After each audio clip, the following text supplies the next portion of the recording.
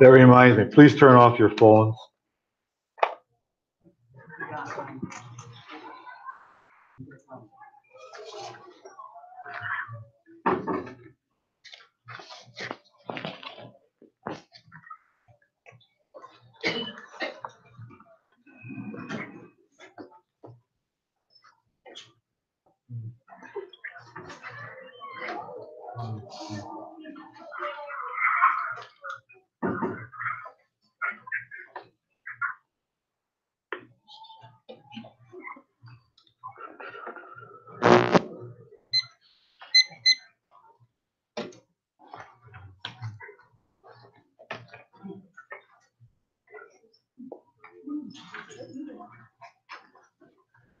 I got a minute, Jim.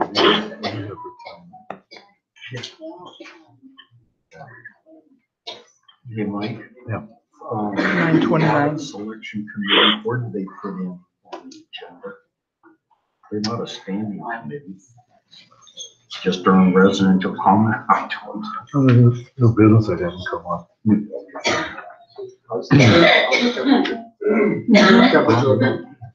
How's the temperature? You still warm? A little bit, but that's okay. Everybody else will freeze.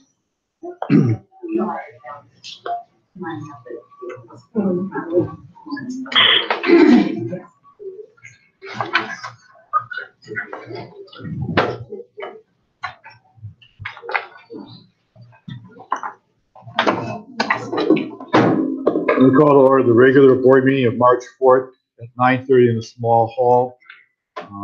Let's have the invocation and pledge of allegiance by Sandy.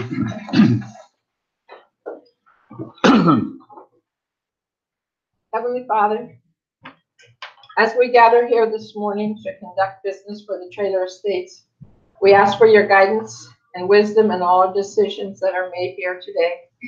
May they be beneficial for Traylor Estates and for your glory. We ask this in your name. Amen. Amen.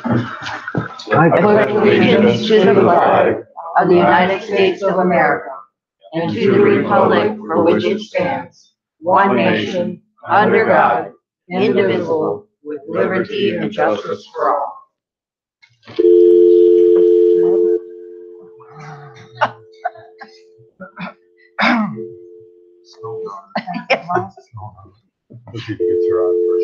That's fine.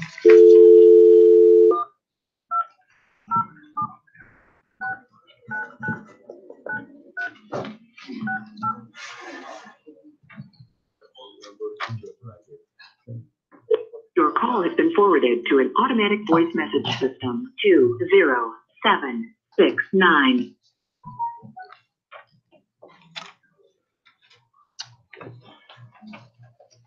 Let's do the roll call anyways. Okay. Have roll call. All right. We're having technical difficulties with Mary Chandler. Lori Dalton here. Shirley Dillow. Here. Jim McElveen. Here. Gail Opper. Here. Pete Price. Here. Sandy Simonich. Here. Mike Sansoni. Here. Dwayne Trotter. We'll now open up for residents' comments. You have 3 minutes. You need to give your name and your address, please.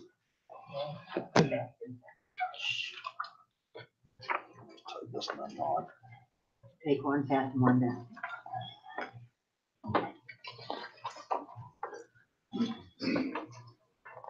Mary Houston, 1714 Minnesota Avenue. I'm here for the CERT organization.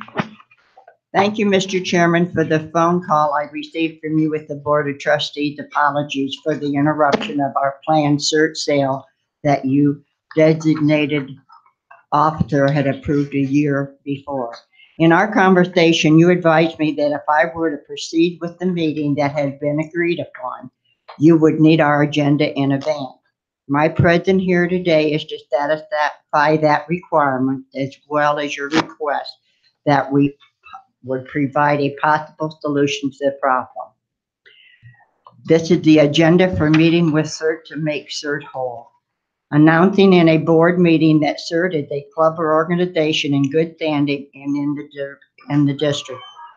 Suggestion, keep all record of each club separately to ensure immediate access to those records for the public as well as the trustee.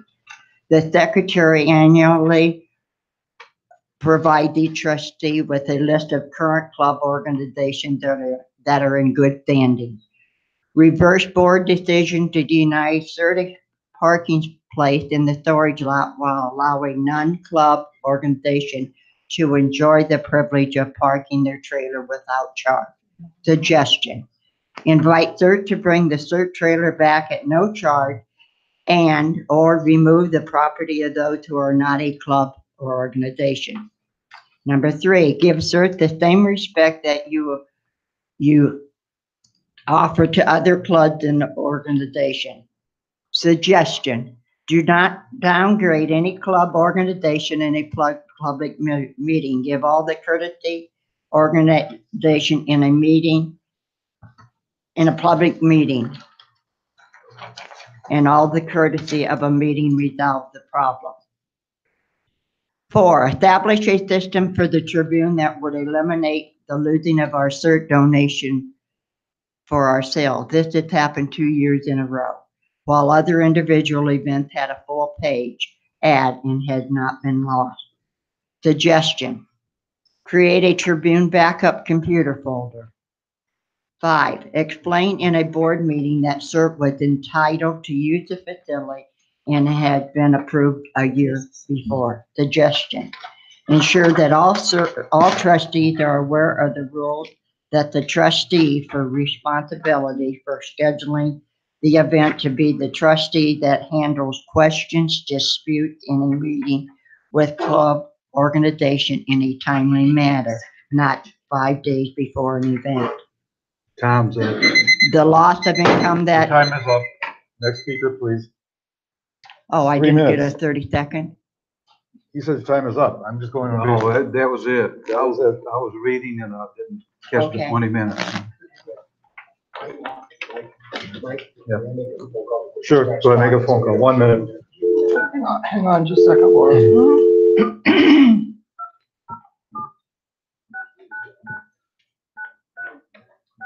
Do you have one more copy of what you passed out? We're short a copy. I took 2 because one has to be turned into the office. Give me back one, okay. Hello.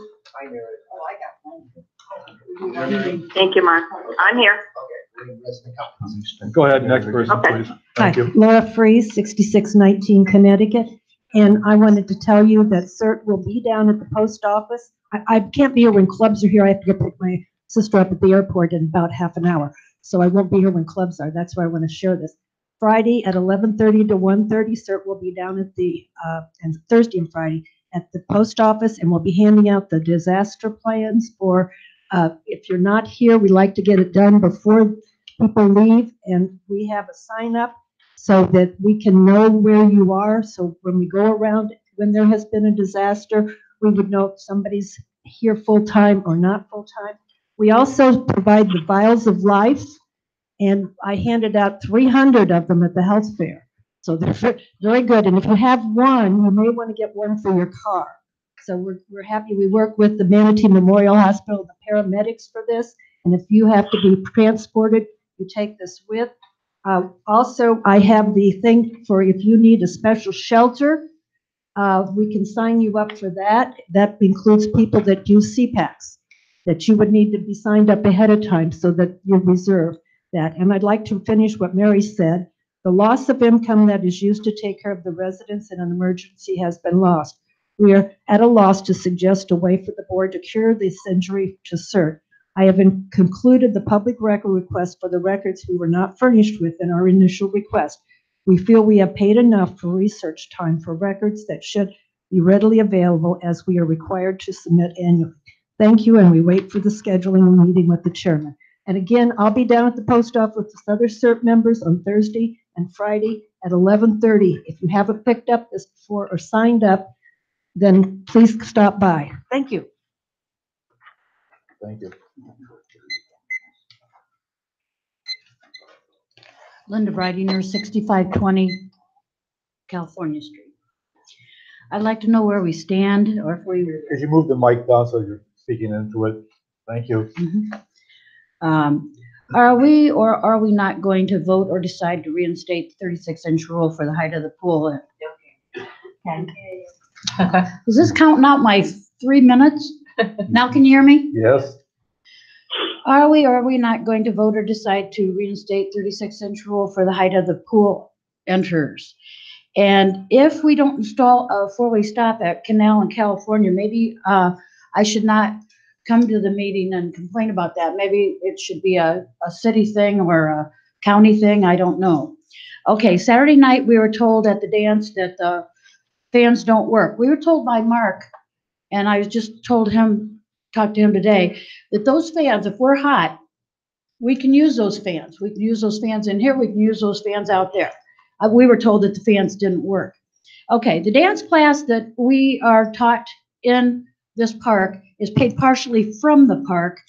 And now that we were taught line dancing, we're told we cannot line dance, which means in a line at the dances. Okay, I don't see how we're going to be able to do the dance that you guys paid us to learn the dance. And we were told that we could only go in like couples of 2, 3, 4, something like that. Well, people bump into us all the time and we stop. They go their way, we go our way. We don't complain about stuff like that. Okay, and another thing about the dogs. I'm a dog lover, but last week I had company. We have 2 little grandchildren. A man walking came right up my sidewalk, said, "Do your little boys want to meet my dog?" Okay, they have a dog. They don't need to meet other people's dogs. I said no 3 times. And he said, "Oh, you don't want to see my dog?" And I said, "No. I'm protective of my grandchildren, but I don't know these dogs." People with dogs have to know not everybody loves them. Thank you so much for your time.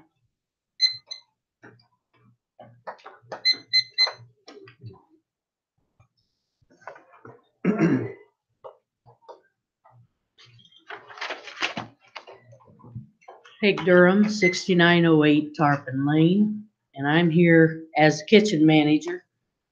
I would like to ask the people who are having their parties and their dinners if they could designate someone to check where things belong before they have their functions, so they're put back where they do belong. And we're missing a lot of things out of the kitchen, and it's getting kind of out of hand. I mean, I don't know what anybody would want with one of the huge cookie sheets that wouldn't fit in their ovens. The big 4-inch pans, we've got some of them missing. And we've got a 4-cup measuring cup that is stainless steel. That thing's been in the kitchen for as long as I've been here. It's got legs. It walked away. And I was wondering if there's some way that we could make in our new budget, put aside so much money a year for the kitchen. Because when we need something, it comes out of Mark's budget. But most of the time, there's 4 or 5 clubs that give money and buys things. Like the new ovens and the stove a few years ago, that was over $8,000. We purchased 2 new refrigerators, and Mark buys it through the park, but the clubs are paying for it. And I was wondering if we could possibly set up something in the budget where we could put money aside each year, and when things come missing, and we could take from that fund to buy it. We purchased 2-inch pans last year, and we did an inventory a month ago, and we used to have aprons in there that they used for coffee break. They were half aprons. Well, we got in there and started counting things, and we've only got 5 of those half aprons. And when we went to count them, part of them had coffee packets of sugar and creamers. That tells me they're not being cleaned. So if people would take a little more interest when they use the kitchen, and try to go out of their way to keep it nice and clean. Thank you.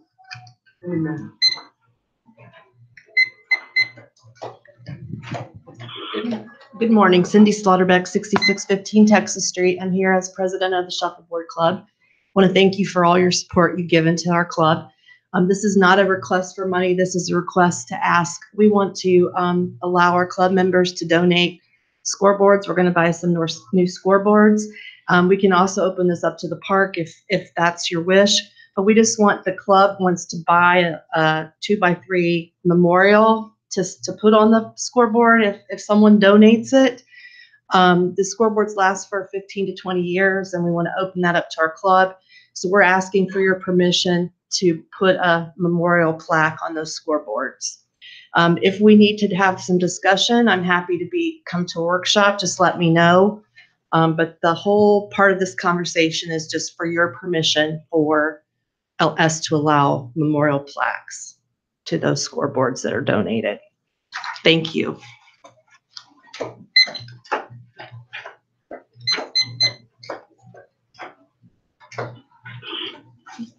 Good morning. Can you hear me?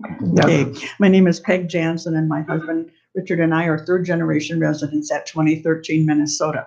And I'm here today to announce the date of the next activity fair, February 1st, 2020. It's a great opportunity for Trailer Estate residents to see the wonderful activities and the variety of them available right here in Trailer Estates, all in one room, the large hall.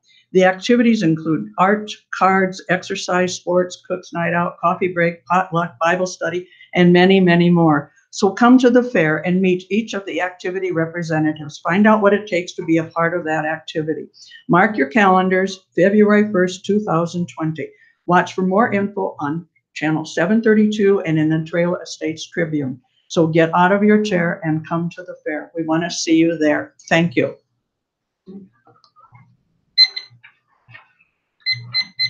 Anyone else?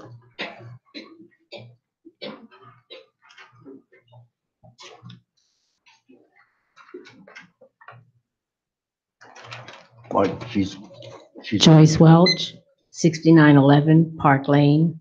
I am chairperson of the Trailer Estates Audit Committee, Selection Committee. We issued the request for a proposal of professional auditing services on 2/9/19.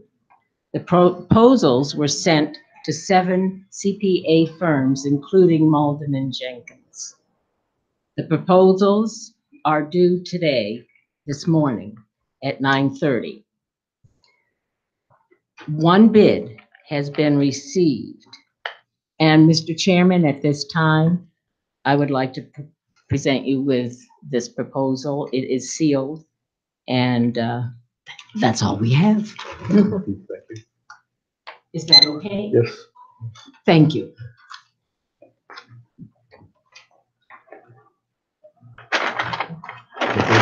You get this? No, that gets opened at the workshop, so it's got to be added to the workshop. Let's try to do a workshop then. Yeah. Good morning, Sandy Paxton, 6506 Nebraska. The reason I'm here this morning is I would like to propose to the board that once we do get the poll hours back to where they need to be, there's been a little bit of interest in expanding the hours from 6 in the morning till midnight. And I'd like to propose that to the board. Another thing I'd like to bring to the board is the fact that when you walk up to this poll entrance, there is just information overload over there.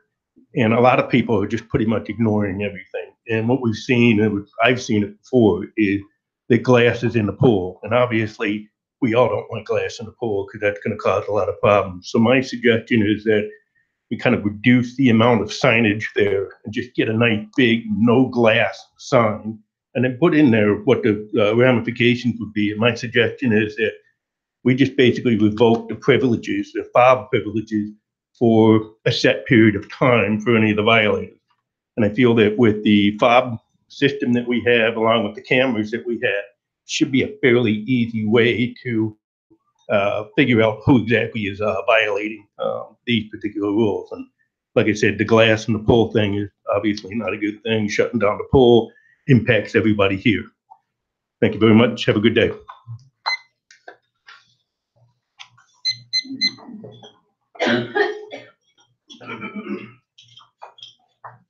Good morning, Dennis Whitener, 1711 Michigan Avenue. I'm here today about just what the gentleman before me spoke about, is expanding the pool hours. Actually, kind of like to know the status of the pool right now, but I'm here to definitely ask to have them expanded till 11 o'clock, maybe midnight, maybe not lock it at all. I'm down there many times at night, and I'm the only one there, so I'm not so sure why we're even locking it. But if there is hours set, I know that there's always a discussion about cost. Well, with the fob system in place, I would think that that could be put on a timer and things, you know, have it locked down. I was talking to a maintenance person, and the reason they do chain lock that door is because, you know, they want to make sure that the door shuts and all that. Excuse me. But right now, when I go down there right now, if there's a wind out of the west, the door is remaining open anyway. So it's, you know, it's kind of a free for all if the wind's out of the west right now. So I suggest that they tighten that door up for the fob system to work. And I'm not so sure, like when I'm here in the summer and it's sun goes down so late, I mean, the pool's closed by the time the sun goes down. That's actually the best time for me to swim. So I'm here to ask for pool hours to be expanded, and just because it's only two of us, is a lot of interest in that, and I'm wondering if a petition, if you would require a petition along those lines, and what would be the requirements for that. Thank you very much. Any other public comment? Any other public comment? Seeing none, public comments are closed. Let's start with you, Shirley. Any response? Yes, Peg. Is not someone checking the kitchen after each one of the things? I would think then that once you run across whatever, you should know who has been in there. And I know you lose a lot of stuff because a lot of people keep going in and out that maybe shouldn't be there. The other night, I mean during the day, when we was having the soup sale, the thing, I went into the kitchen to get your soup. The back door was standing propped open. I closed it. I didn't think anybody should be getting in and out that way. And the dog problem, yes. We're having a lot of problem with the dogs. People not registering their dogs and not taking care of them. I'll go into it more later. Sandy? Nothing? Pete? No. We'll start with Gail. Okay. The disaster plan, isn't that under Dwayne's purview? It's not under a club's purview, is it? Best of my knowledge, I don't know. No, The board's plan is, the residence plan is not. So should there, I'm just asking a question, should there be a residence plan? Well, sure, I need to know what I'm gonna do in my house if there's a disaster. What you're doing with your insurance down here doesn't matter to me at my house. Wait a minute, I need to wait have a my minute. plan. Wait a minute. Shouldn't we, if somebody's passing out disasters things, Dwayne worked really hard on that. I think it was last year, 3 years ago. And it was approved by the board. If we're gonna pass out a disaster plan, should it not be the one that we wrote? I'm just asking a question. Not necessarily. What the board had developed was for Trailer Estates itself. It does not include any of the residents. We couldn't, through liability, be responsible for the residents. So any other club organization can use that PP, and assist Trailer Estates residents with additional information of actually getting them to sign up on a yearly basis for the handicap access to and from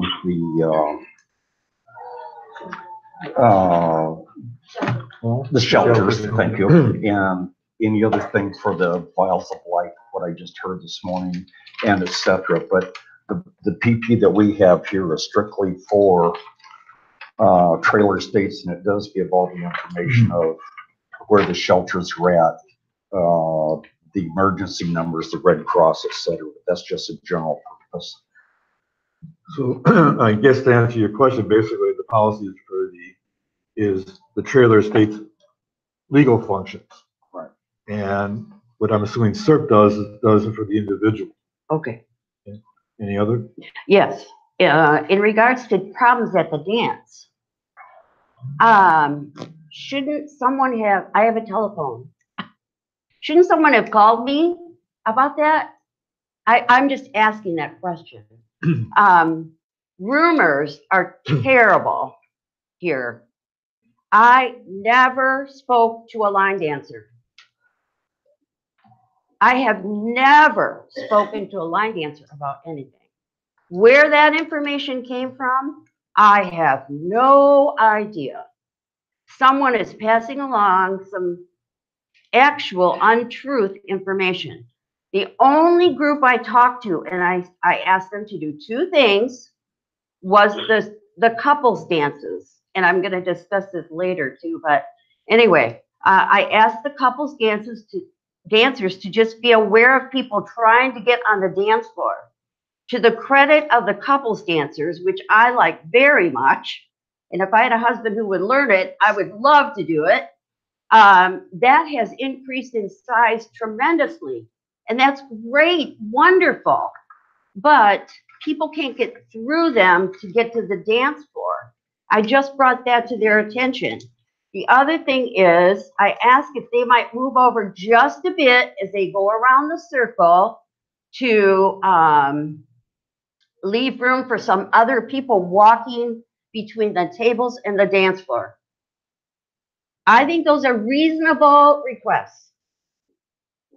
Other than that, I hope everybody has a great time at the dance. And it really bothers me that people are passing along rumors. I received a memo today about it that I will talk about later. But would you mind the fans? Okay, I want to talk about the fans.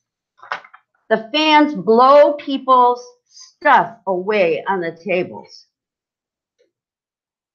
Now, to me, that means that they don't work. They go so fast. And you can't control the speed. I cannot control the speed. If I could control the speed, all the fans would be on. You can't please everybody.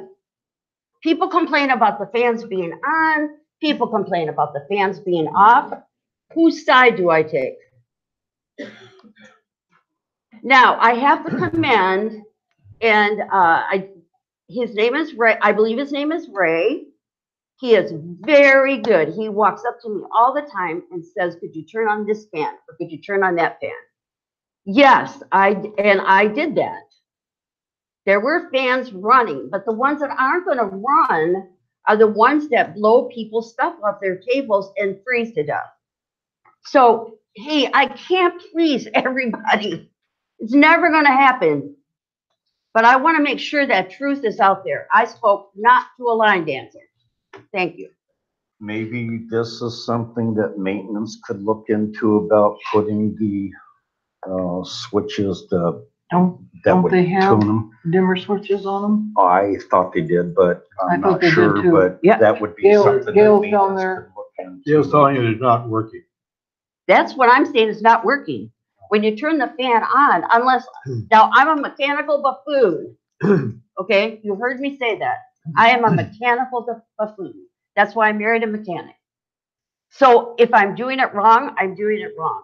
But from my work over there, it goes as fast as it can go. And that's fine in the center of the dance floor, but it's not fine as it's covering people's stuff. Check with Mark. I have checked with Mark. if you will ask Joyce Welsh how to do it, she is she Yeah, I was is gonna say, we do master it in at the doing the summer. fans. She knows Okay. exactly how to set them. No. Okay, Joyce, if you would help me, I would appreciate that. Apparently I'm doing something wrong. And if I'm doing something wrong, I apologize. Mark, would you like to explain? Okay? So I'll be happy to have you help me at the next meeting. Okay? Thank you, Joyce. There's a rheostat for each one. When you first turn the knob over, when it turns on, it's at fast speed. The farther you turn it around to the right, the slower the fan will run. So you should be able to control it. If it doesn't, let me know, because that means the rheostat's broken. But that's how it works. When you first turn it on, it's full speed. So just keep turning it around. It'll slow. I've tried that, but I'll be more than happy to keep trying. Mark, will you check that? Yeah, he did. He said he would. Dwayne? Just one question on the pool. How did it be determined from 6 to midnight? How did you come up with that figure? They Or can't those respond. hours? They can't respond. Oh. You'll have to ask him after the meeting. Okay, I just was curious how that was determined. Anything else? One thing too, it's also the residents' responsibility. If you see somebody in there with glass, you can challenge them. You can ask them their name and then turn that in to a board member. But the residents still have the authority or the responsibility to say, no, you can't have glass in this pool, or a dog, or jumping and swimming, all that other stuff. Don't leave it just to the board members. That's it. Okay. Jim? This pool situation, 6:30 to midnight. The county has come in here. Apparently, they got a new inspector, or they got somebody in the park that don't like the people in the pool. And they said that there's not enough light up there. So we have to close the pool at half hour before sunset, half hour before sunrise. After. And I'll explain more when it comes up here on the workshop. So we're working on it. We're trying to get it straightened out and get it fixed. Anything else, Jim? The microphone needs to be turned on, Joe. No, that's it.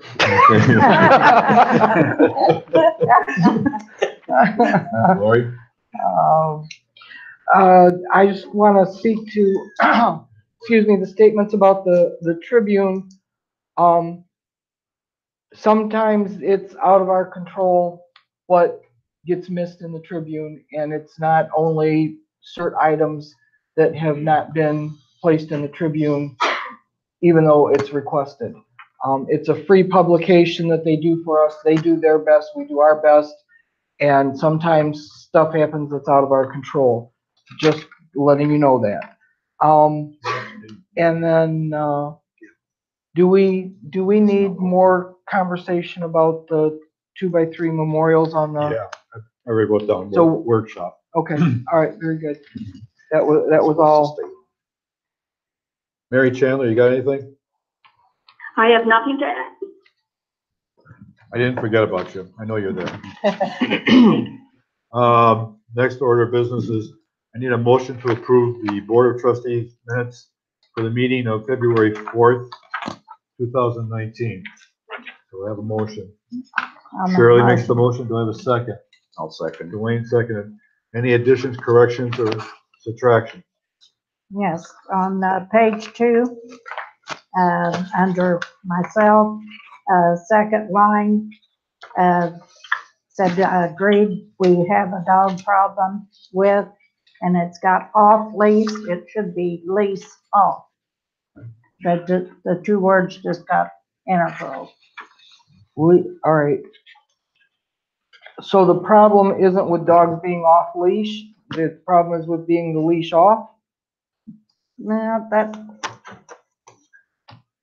I mean, I can fix it, I don't care, I just. yeah. Well, when I was reading it, it's just sounded kind of off. So you want it switched around? Yes, Okay, please. I can do that. That's not a problem. Okay. Any other corrections? On page 4, number 1. Hang on, let me get Sure. there. Sure.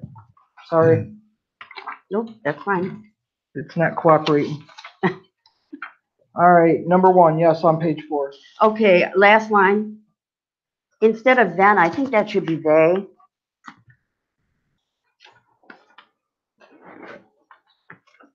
Yes. Okay, and then on page 3, this is not a correction, but we have had so many people talk about whether or not we can own the property, the 10 property without the charter being opened. I mean, that has gone on forever. I just wondered if maybe we should read again, where on the like the second to the last paragraph, Mark B addressed the 10 property. Does Right. everyone see that? Yep. I think it just might be a good idea to share again and maybe again and again. Well, I can help anybody else who's got a computer. They can go to the website, look up the meeting. You're looking for the meeting that's dated January 4th of 2016 at 2 hours, 1 minute and 57 seconds in is where the attorney addresses that very specifically and in totality. But again, we're talking about the minutes at this point, and that's what we're talking about, you know. And that wasn't brought. Is there an addition or correction we need to make in the minutes themselves? No? Okay, moving on. Any other? Seeing none, all those in favor of approving the minutes signify by saying aye. Aye. Next are the minutes for the trustees workshop of February 4th. Do I have a motion to approve those minutes? Motion. Pete makes the motion. Do I have a second? Joanne, second it. Any corrections, additions, or subtractions? Seeing none, all those in favor signify by saying aye. Aye. Treasurer's report. Give me just a Oh, second. 1 minute. Sorry. Nope. This isn't working. All right, I'm ready.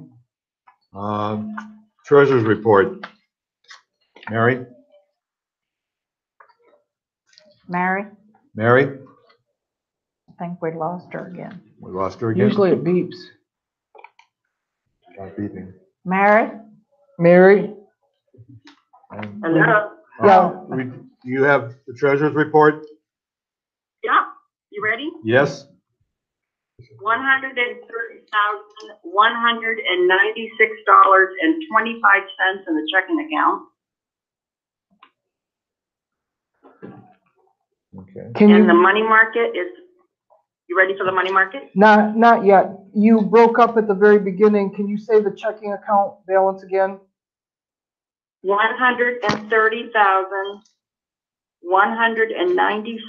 $130,196.25. Got it. Thank you. Money market, $1,028,000. You broke up again. Mary, you broke up again. You broke up. I'm sorry about this, guys. 1,030,000.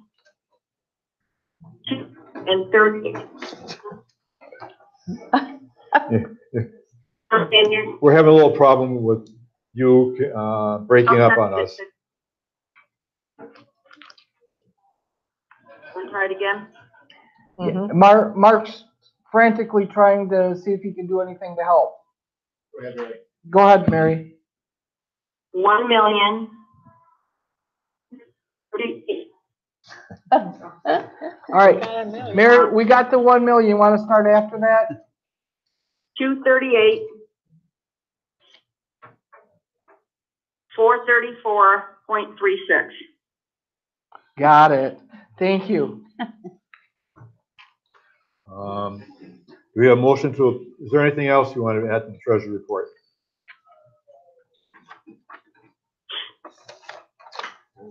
Okay, do I have a motion to approve the treasurer's report? I'll make a motion. All right, makes the motion. Do I have a I'll second? second. Shirley seconds it. Discussion. Seeing none, all those in favor signify by saying aye. Aye. Opposed, nay. Motion passes. Are there any bills, Mary?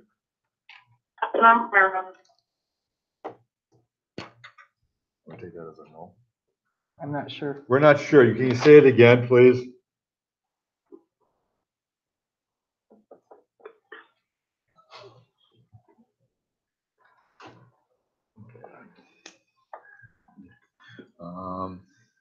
And Mary, are there any bills? No. Thank Hey, you. got it. Um,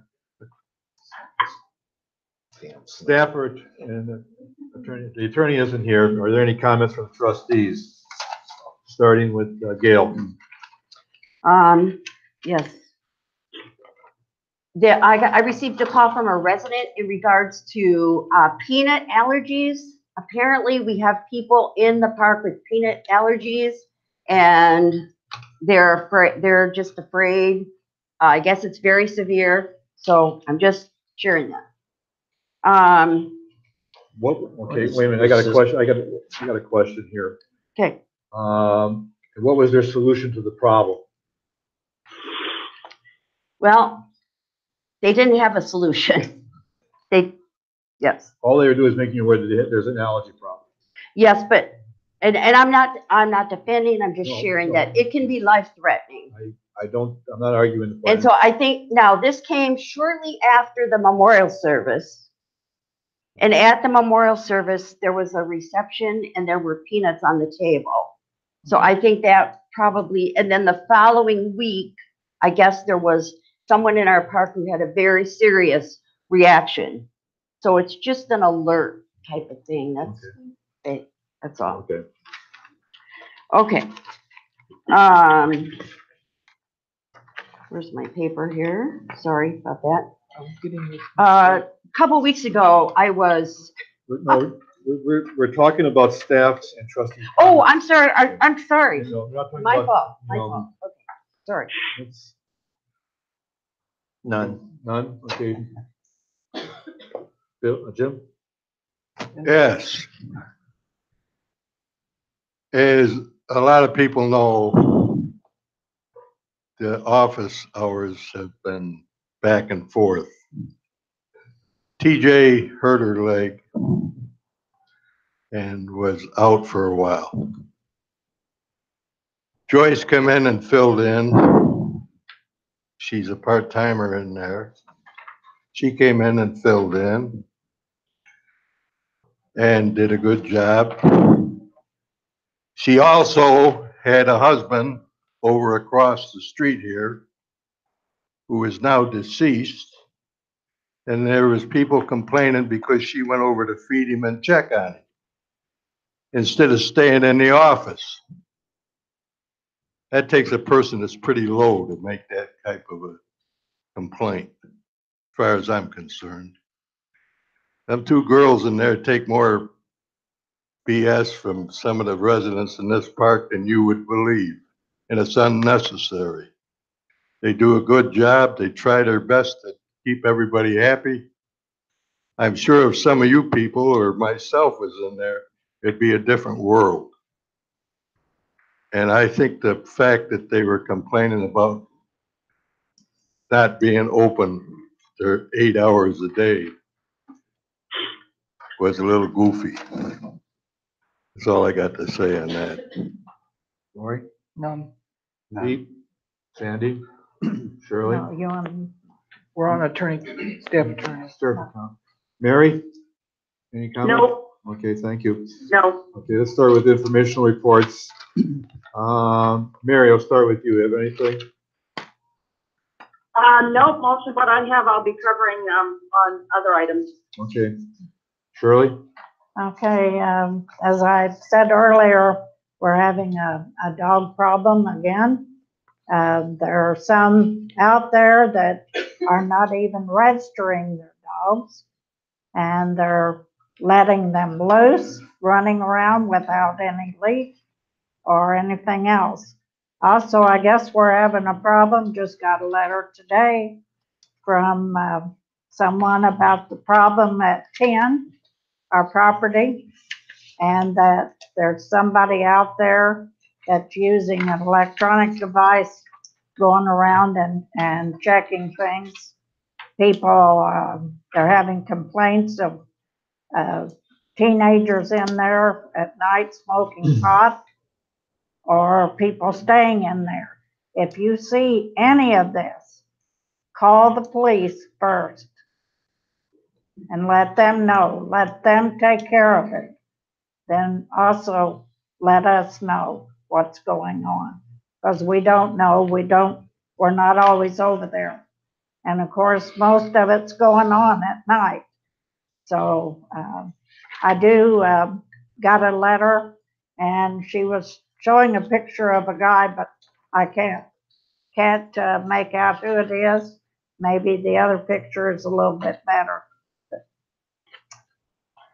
So that's, oh, and with people getting ready to go back, please make sure if you have grass that needs to be cut or whatever, that you let the office know who is taking care of your yard, who is watching over your property while you're gone. And be sure you put all of your things away that could be blown around during the summer while you're gone. That's it. Sandy? I have a report from the beautification committee. We met on the 27th, and they discussed putting solar lights on the monument, on the vet monument. And Brad Johnson was there from the fire department, and he talked about all the expense that the fire department has. And right now they're needed 5 vests of body armor. And they asked beautification committee if they would purchase one, and they were I think they're $500, and different people have donated, the Bocce, the wood shop, Wisconsin Minnesota dinner, and we took a vote and voted to provide them with 1 vest. Tickets go on sale for the Atlantic City Boys on March 5th and 6th, which will be on the 22nd. And on January 24th, there is a concert scheduled. And they are trying to make a conscious effort to have it changed, the day changed. There will be 2 fundraisers. We discussed some fencing in different parts of the park. And there's a 2-week window in January for Clean the Park Day that we talked about. That's it. January 24th was 2020. 2000. Thank you. Pete? Yeah, the coffee break / auction, I think was a success. And I'd like to thank the people who helped out with that. The Bocce Club, they act as servers, the Bible study, men's Bible study, participated. Didn't have many other volunteers, residents come in to help, and we were just flooded with volunteers, and I really appreciate that. And things went a little quicker and smoother than what I anticipated. And I think it was a success because with the auction, raised a little over $4,000 for the Southeast Guide Dogs. And with the combination of the dance and the auction, we were able to raise over $7,000. And that will be a contribution to the Southeast Guide Dogs.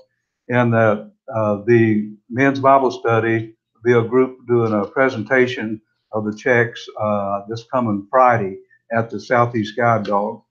And again, I'm sure they really appreciate it too, and that will go a long way to assist someone be able to function a little better in society. And the next coffee break is coming up, and I think it's the 16th, and tickets go on sale on the 7th at the post office. And the next potluck will be on the 19th. And again, I encourage anyone who wants some good fellowship and a good meal to bring your covered dish and come out and participate. Sophie? Yep. Lori? Excuse me. From back the tail end of last year, we had planned a website review in February. We're not going to be scheduling that since we're looking to revamp our website, and the items to be discussed would be resolved during that revamp process. So just letting you know, we didn't forget it. It's a moot point at this, right now. That's it. Jim? The RV sewer job, Mark out there is completed. There's a few holes they're trying to level out.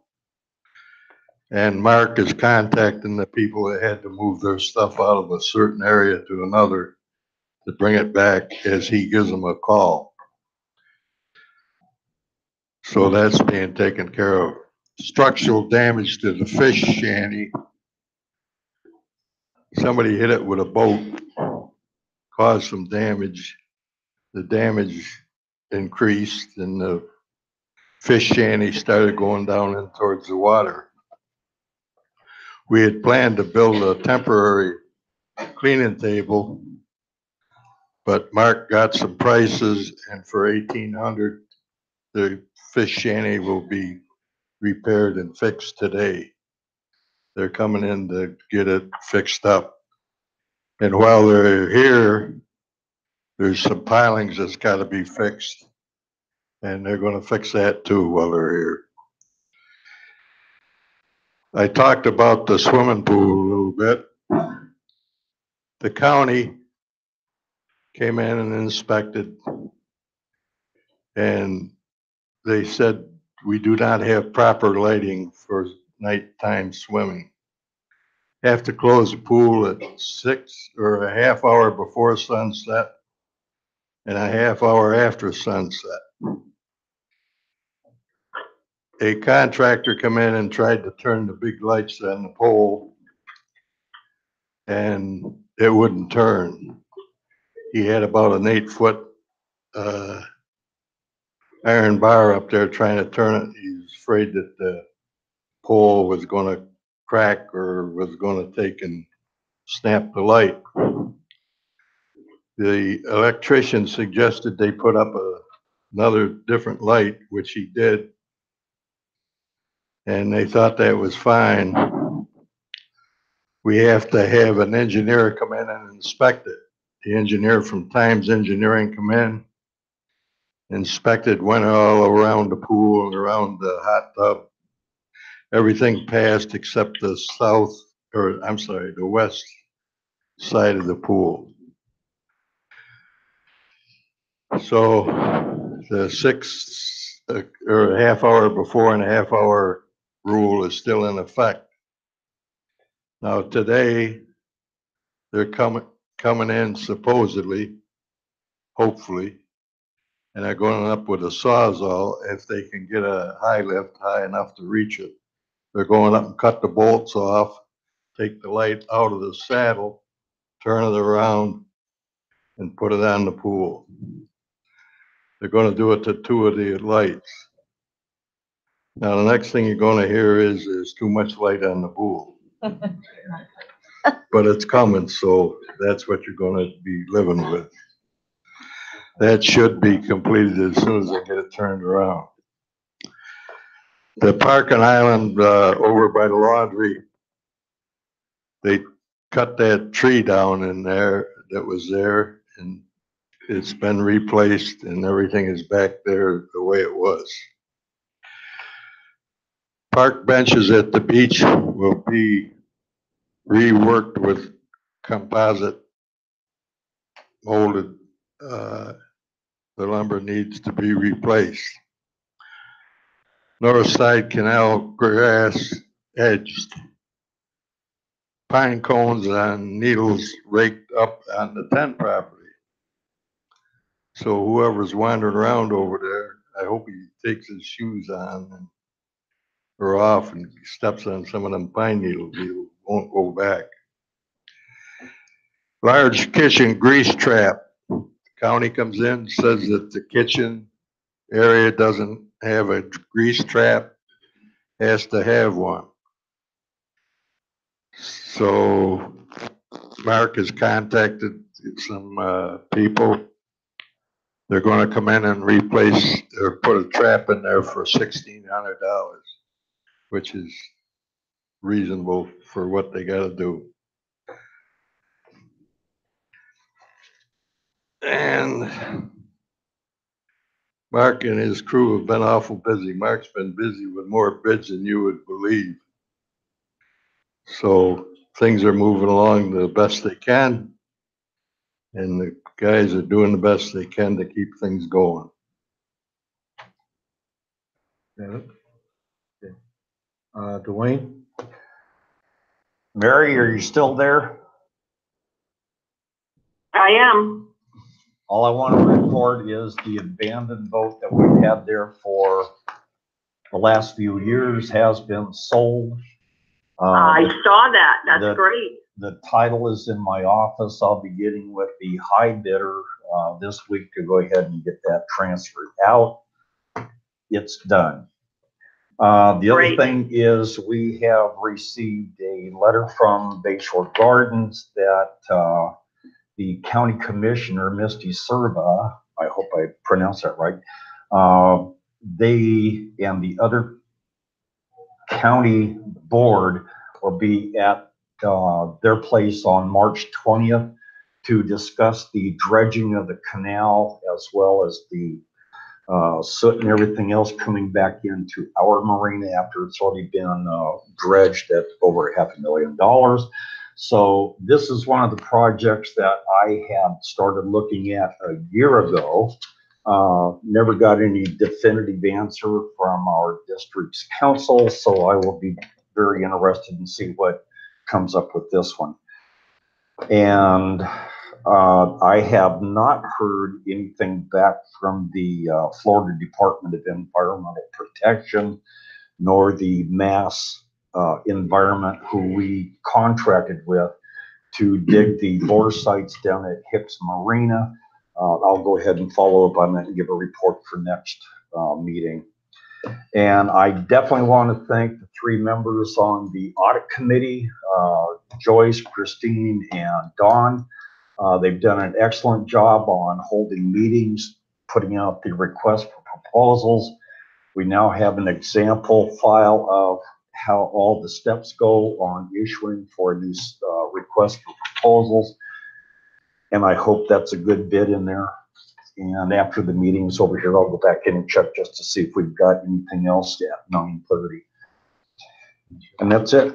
My only comment about the commissioners meeting that you mentioned, as board members, if we send one person to that, only one can go. If anybody else shows up, we got a problem under the sunshine law. It's just a reminder. I would encourage residents to attend because I think it's important for them to attend, but board members, you got to be kind of careful about the sunshine law. Yep. Gail. So on what you just said, if all of us went, but we didn't say anything. It'd still be a violation of the sunshine law. No.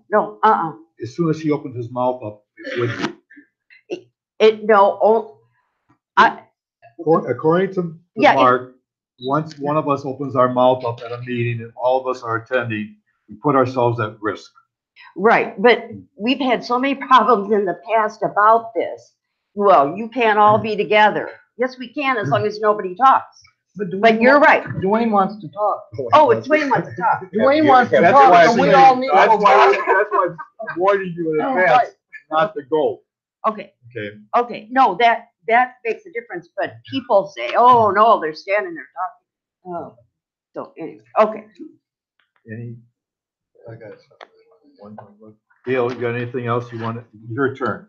Okay, a couple weeks ago at the dance, I had a gentleman very, very angry. Oh my goodness. Because there was an 8-year-old girl at the dance. Okay, I looked up the Florida law because he is going to call us and he's going to cause problems.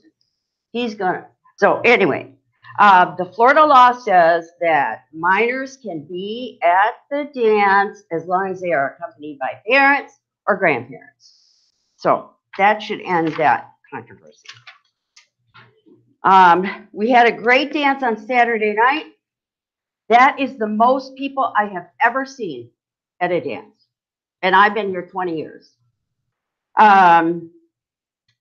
According to what we could figure out quickly, there were 182 guests. Multiply 182 by 5.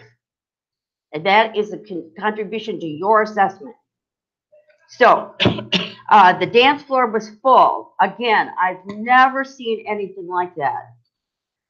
When that happens, everybody has to be considerate. Everybody has to look around them. And I then had complaints about the fans. We just took care of that. Line dancers, couples dancers, waltzers, and circle dancers. That's only because there were so many people.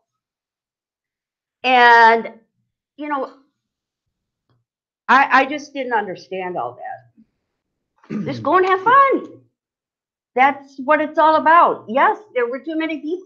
Not too many people. There were a lot. You got to make some concessions. Okay, in regards to, I already talked about the line dancers. Never spoke to anybody, any line dancer. Couples, I already told you who I spoke to and why. This is a memo I got from one of the couples dancers today. Our entire class was told that there were complaints about our style of dancing. What? Who would have complained about the style of dancing? And they were asked to move out of other dancers' way. Is that not okay? Doesn't that make sense when you've got that many people? And that they were not welcome to dance with them. What? If you're hearing that from somebody else, you're not hearing that from me. And to receive a memo with untruth in it is one of the problems we have here in the park. Please tell the truth. If you have a problem, ask me. Don't go around telling people, guess what? The line dancers are told thus and so. The couples people were told thus and so. Not true. Okay. The dance floor belongs to everybody. Everybody that was there, the dance floor belongs to. Some paid $5 to get in, and some people paid through their assessment. Everybody's welcome. Everybody's welcome to dance any way they want to. We have to remember that. We're adults, and we have to remember that. Be considerate, share the dance floor, compromise, enjoy. 400 people attended. I got 5 complaints. That means 395 people or more had a great time. Okay, Vegas night. From the beginning of the year, I said I wasn't going to do Vegas night. I said that at the board table. I wasn't going to do Vegas night. I've never been to Vegas night. I wouldn't begin to know what to do. I don't know what happens there. I've had many people tell me, don't do Vegas night. So what I'm going to do, because some people really want this to happen, is that on Tuesday, March 26th at 10 a.m. here in the small hall, if you want Vegas night, you need to show up. Okay, because I have no clue what it's like. I guess people showed up last week, but I always said I wasn't going to do it this year. So show up at that meeting Tuesday, March 26th, 10 a.m., volunteer, tell me what goes on, help me start it, and I'm not making promises. But I'm going to meet with you all and see what I can do. If I can't do it, I can't do it. Okay? Showtime is this week. Mark Merchant is coming. He is a comedic ventriloquist. He was named Entertainer of the Year on a cruise ship, and I think you will enjoy it. Thursday night, 7 o'clock in the large hall. Thank you. Jim, you said you had some additional comments? Yeah, from the meeting that we didn't have, there was some things you want me to just add them on this. Go for it. Go. The ADA ramp at the marina. That'll be under new business. They're on new business. We have new business that covers that. No, I got the You got- rails. You got under workshop, don't you have it there? Rails. You have, okay. Go ahead. I can add this to that if you want. Why don't we do that? Okay. Did you want me to bring up? No, I'm getting to that. We've received 2 letters, one from a resident at 1804 Michigan, and another one from 1606 Tennessee Avenue. I plan to respond on behalf of the board unless the board's got an objection. Give me those addresses again, The please. first one is 1804 Michigan. Yep. And the second one is 1606 Tennessee Avenue. Okay. I plan to respond on behalf of the board for those two. One's a memo, one's a letter. And I'll post, you'll get a copy of each, unless you got objections. Okay, seeing none, I'll go ahead and write that. Old business, I don't think there's any old business I'm aware of. New business. Mary, you've got, Yeah. you're up for the Standing committee for the report. board for the revised budget. You want to propose the motion?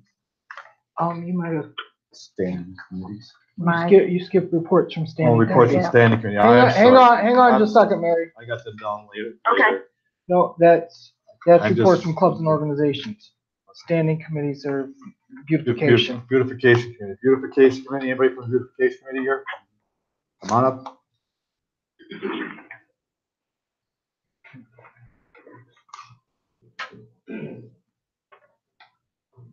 Sandy Stevens, 1814 Minnesota Avenue, representing the Beautification Committee.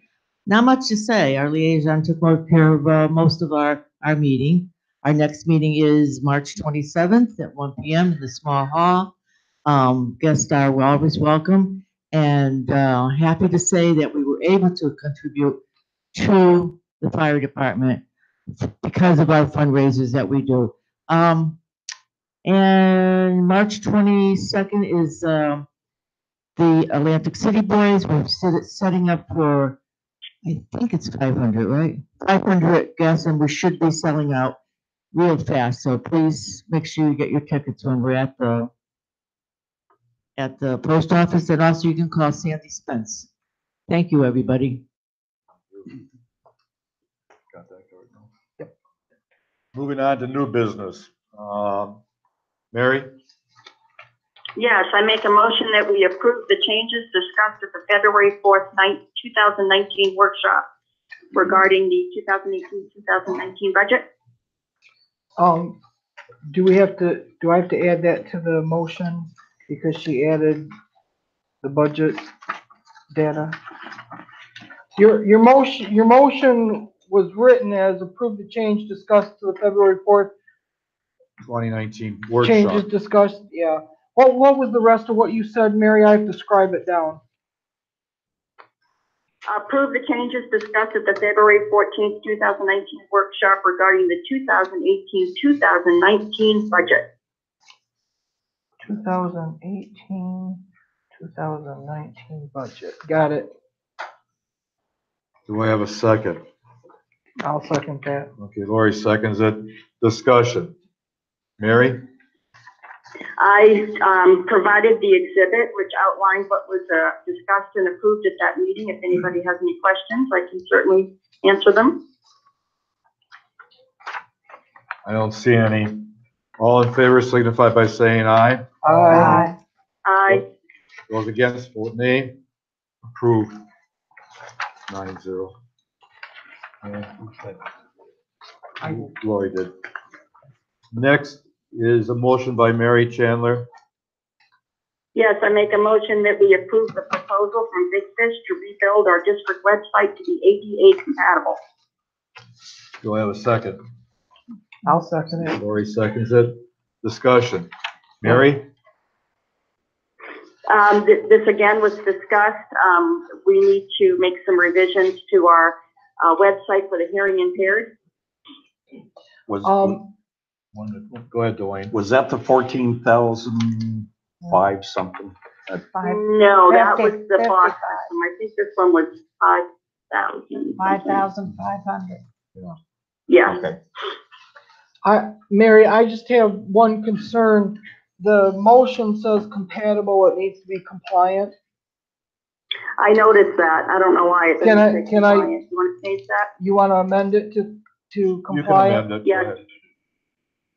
Lori's going to amend it, so we're going to vote on the amendment. Thank The you. amendment is to change strike compatible and to Compliant. compliant. Sorry. Discussion? Seeing none, all in favor of the amendment, signify by saying aye. Aye. Aye. Those against, vote nay. Motion approved. Now we have the amended motion, which reads, approve the proposal of Big Fish to rebuild the district website to be ADA compliant. Correct. Discussion. Seeing none, all those in favor signify by saying aye. Aye. Against, Aye. nay. Motion passed 9-0. Okay. We have the dumpster. You have that one. That's yours, Yes. Lori. Go ahead. I make a motion to update the use of facilities refuse dumpster policy, PP 45, with all of the changes identified in the workshop of January 21st, 2019 and February 4th, 2019. Do I have a second? I'll second it. Jim seconds it. Discussion. Lori, you good? No, it's pretty straightforward. Just two things is, how are we going to notify the rest of the residents of this change because it's enormous? And how are we going to police it? Well, the notifying residents, I think we need to put it in the Tribune. We've been running in the Tribune the fob policy, and that's such a normal now. I was thinking we could remove the fob policy and put in the dumpster policy. What's your thought? And can this be also put on 732, just the highlights of this change that contractors are no longer allowed to dump concrete? Because I watched it over the weekend. Concrete blocks were being pushed in, I mean, It should big be, blocks. is that something that you can write, the abridged version for 732? Jim can.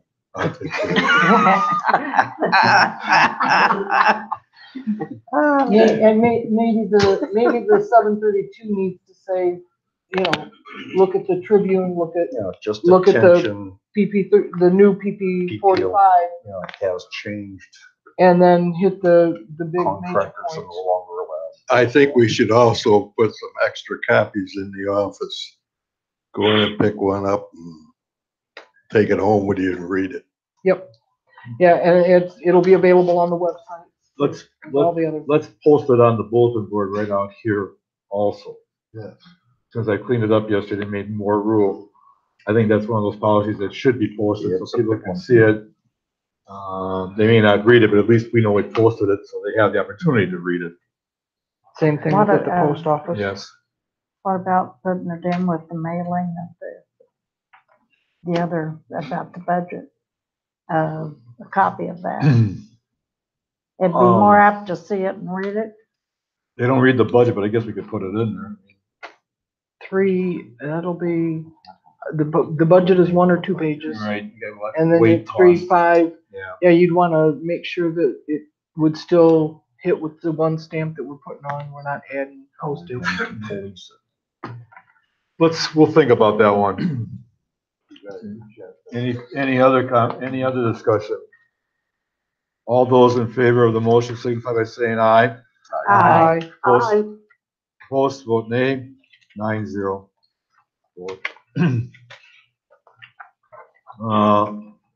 Update on the audit selection committee, Dwayne.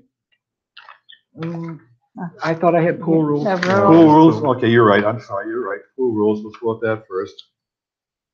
Read the motion. I make a motion to revise the rules and regulations, Part D, pool and jacuzzi, to put back the minimum height of 36 inches, remove September 4th, 2018. Do I have a second? I'll second. Okay, Shirley Shirley. seconds. Discussion.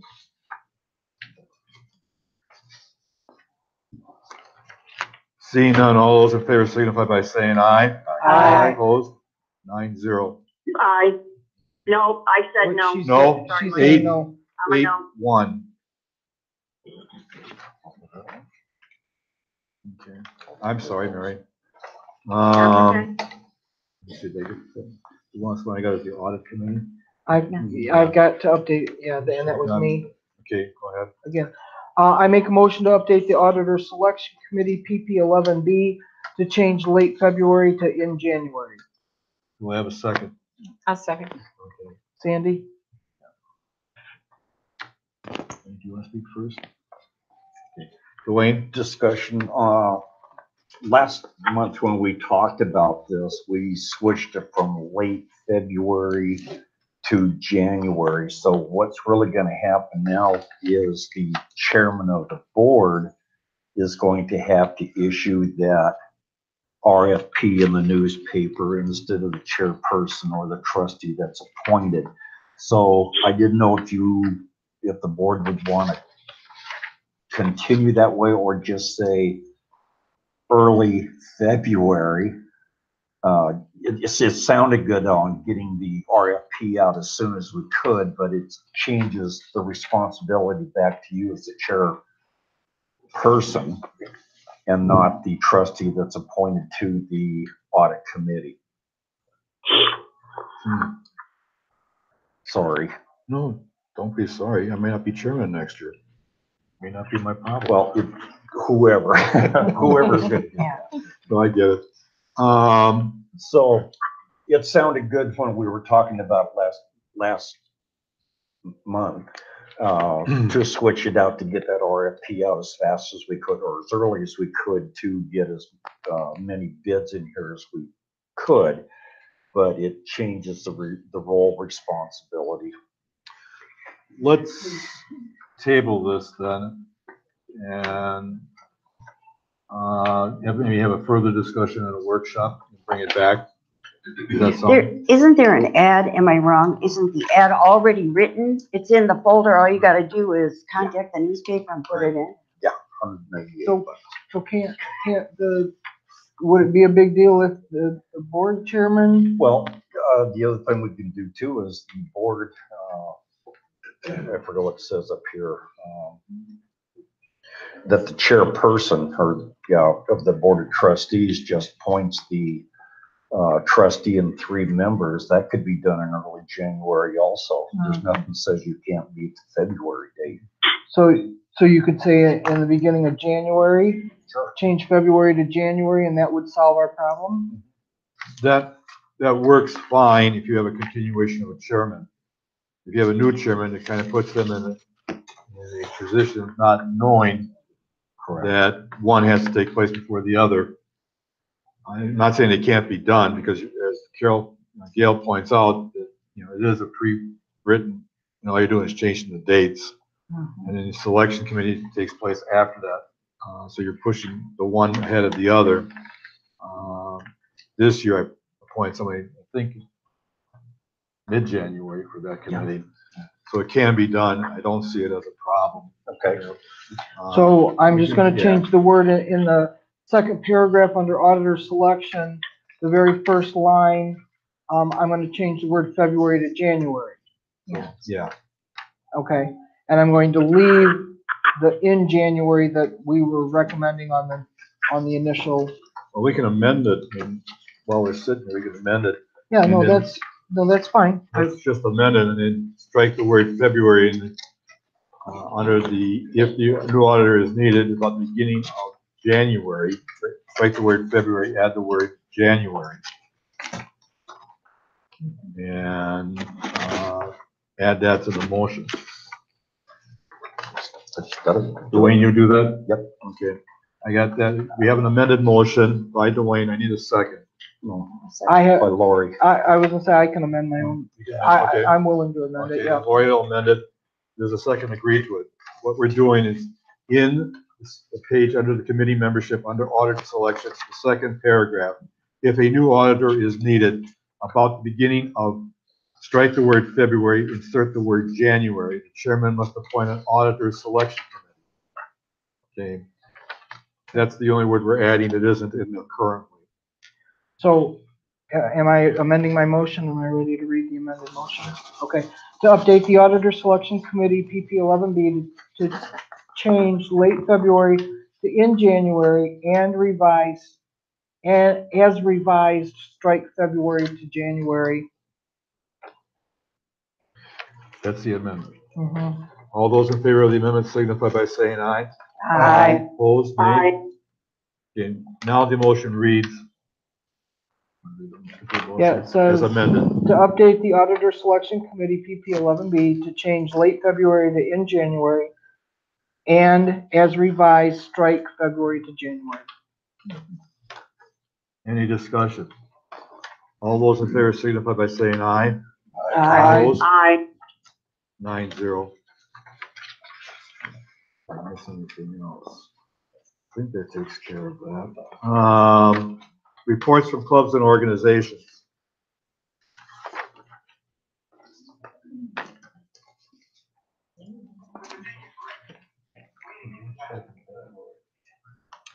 Sharon Price. Hang on just a second, I'm sorry, Sharon. Somebody's Jim got a radio or asked a something on, would you technical please turn it question. off? Oh, Sandy seconded that. Go ahead. Sharon Price, 2204 New York Avenue. I'm here for Cook's Night Out, but this Saturday it will be Cook's Morning Out. We have egg casserole, sausage gravy, and biscuits and fruit, all for $7. Tickets are on sale now at the post office, and that's 9 o'clock Saturday. We hope to see all of you there. Thank you.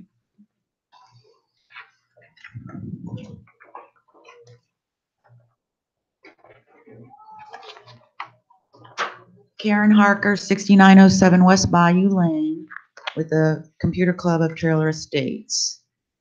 Okay, August 5th, Friday, in the small hall, we'll have our last meeting of the season. And immediately following, we'll have a training on internet security with a guest speaker, Deputy Chris Rollins from the Manatee Department, Sheriff's Department in the Crime Prevention Division. March 1st, we had a meeting we had a presentation, Spectrum Basics and Wi-Fi hotspots, trying to educate our members and anybody that attended the training about how to use the Wi-Fi hotspots in the park and how to use their Spectrum services. During this meeting, I discussed with members about problems they're having with their Spectrum services, as well as I've talked to non-members about issues they're having with their Spectrum services. One of the problems that was discussed is that there's inconsistent billing. I understand in our Spectrum contract that the Wi-Fi service in your home is an extra fee for the equipment that gives you Wi-Fi capabilities. A lot of the residents are not paying for this.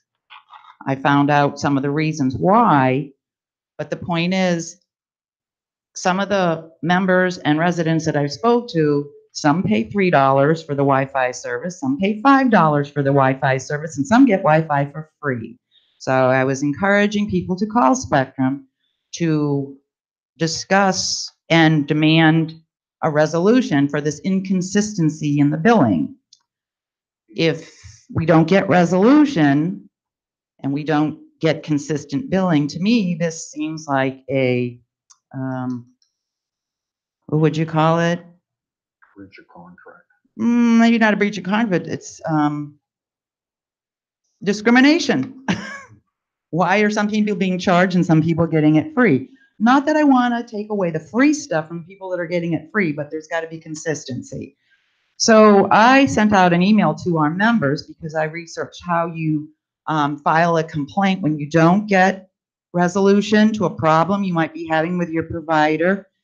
I've done this before in other states. It's a little bit different to do it in the state of Florida, but I've let our members know that they can contact the Department of Agriculture and Consumer Affairs, who deals with the federal and state department, to make sure that regulated industries that provide utilities like Spectrum comply and resolve complaints from the consumer. One of the things that I'm here to talk about was what our club is doing, but the other thing is, how do I reach out to the other consumers that are not members that are having these issues, so we find out just how many people are affected by this. My other problem was not just billing issues. I mean, I've had consistent outages in my internet service for 3 months, and I have a question at this point. How does this affect the club? I mean, you're talking about issues that should have been brought up at the public.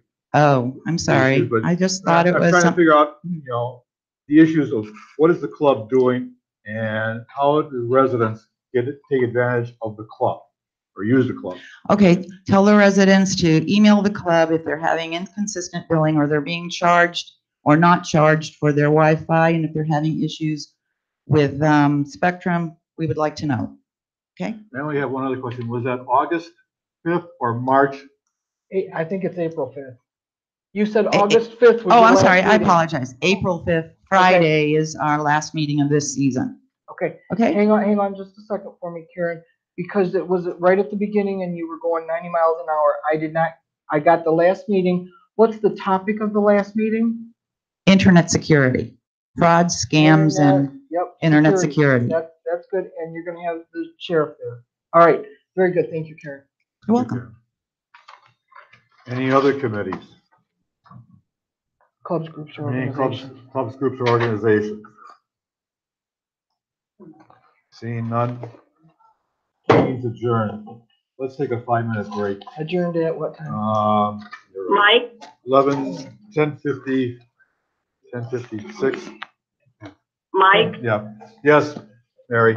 is Mark there? Is Mark there? I don't see him in the room. Which Mark, first Okay. of all? Mark Barnaby? Mark Yarberg. No, Mark Yarber is not in the room currently. Okay, all right, thank you.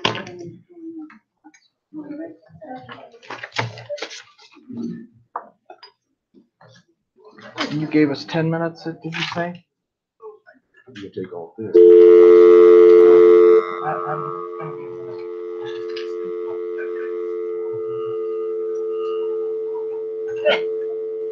I don't think you can talk to me back here.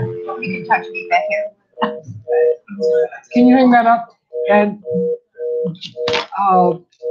Mike, is somebody gonna mute the computer?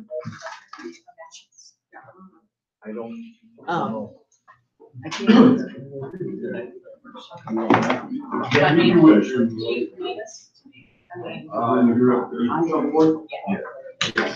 Please stick around.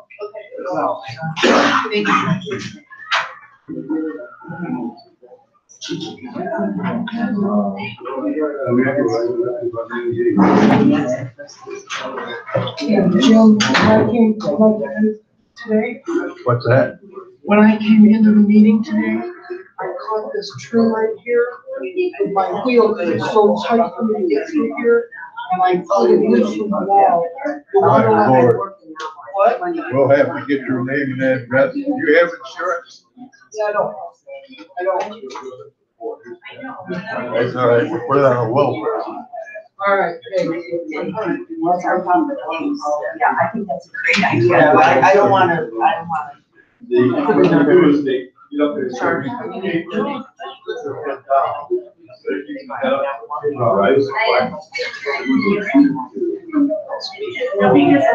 But you're able to.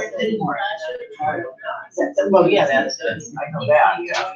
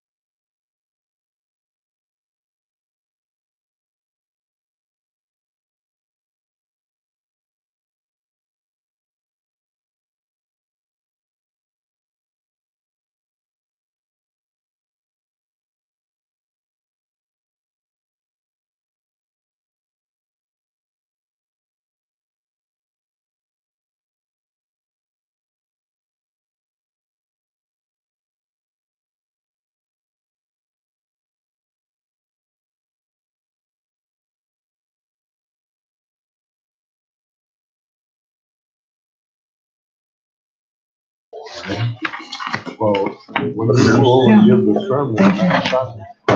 Let's call the meeting of March 4th, 2019 Board of Trustees Workshop at 11:04 a.m.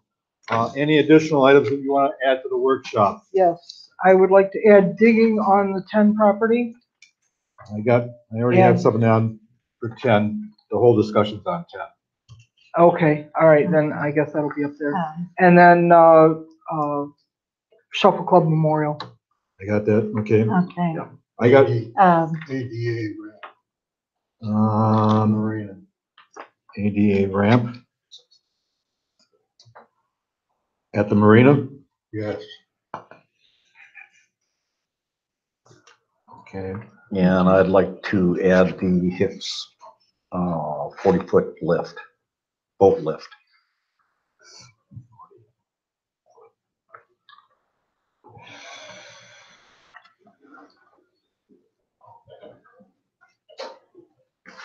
Quick discussion of a fire code that a resident just shared with me. Anything more than just fire code? Capacity posting.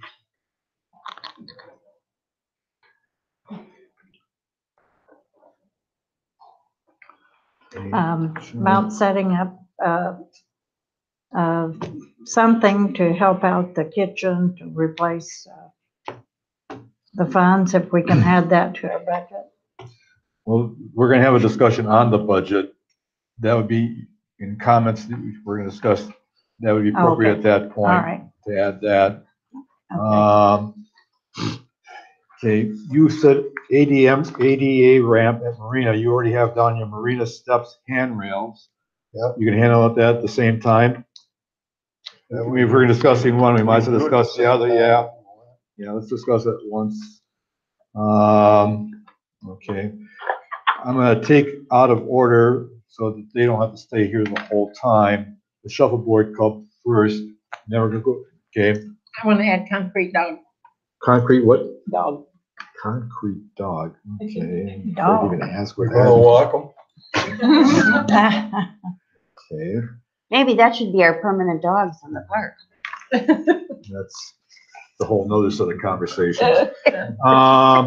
Okay, so I'm gonna make shuffleboard cart, club memorial number 1. I'm gonna make, the budget number 2 because that's, I'm looking at relevancy and looking at, what we really need to handle as it relates to the business of the park from that standpoint. And from there, we can go back to the regular order, but I wanted to get those 2 because those are gonna take the audit. I had audit proposal because we got the proposal and we have to deal with that. So let's make that number 3. What proposal? What's number 3? Mike, what was number 3 again? Audit, we got the, proposal for an audit cost. Oh, yes. So that will take care of that, as number 3. The first item, any objections? No. Okay. The Shuffleboard Club, pardon me, made a request to be allowed to buy new boards, scoring boards, and they wanted to put in there, if somebody wanted to buy the board, put 2.3 memorial, like they do for the, down at the bocce court, they have these memorials on the seats, which is, I'm assuming, is about the same thing you're talking about. Exactly. Does anybody have any objection if they're paying for it and them doing it, to go ahead and do it? No. No. No. Okay with us, do you want us to open it up to the whole? No. Park by being in the club? Wait a minute, Or just our club members? You want to come up here, please? Give your name and address. Should we have it for the records, please? Cindy Sure, Slaughterbeck, come on up. 6615 Texas. Tom Putnam, 1811 Pennsylvania. Thank you very much for approving this. I just wanted to know if you want us to open it up to the whole park by being in the Tribune or keeping it to our club members. We have 100 club members. That's up to them. It's up to you. Okay. It's up to you. Okay, we will probably open it up to the whole park then, just in case there's somebody who had a grandparent or, somebody who they want to recognize. Thank you very much. Thank you, because the shuffleboard courts don't belong to I us. know. We just maintain them. They belong to everybody here. Thank you. Have a great day. You're welcome. Thank you. Mary, you're up on the budget. Okay, does everybody have the exhibit that I sent out? It reflects the changes we discussed back on February 4th regarding the 2019-2020 budget. Yes. Yes, I have it. Does everybody have a Yeah, copy? Okay. Yeah. All right. The items that I've incorporated into this budget that were discussed was a 5% increase in the rent to the marina and a 5% increase to the post office lease. That's it for any income increases for rentals or storage lots or boat slips or anything. There's no other increases that are built into the budget for income. Payroll expenses, this was in the last budget, a 3.5% payroll increase. The regular 5% contract increase. We're losing you, Mary. Mary, we're losing you. You're losing me? Yep. Oh, gosh, I've got my, Keep going. I don't know if the mic's not working or what.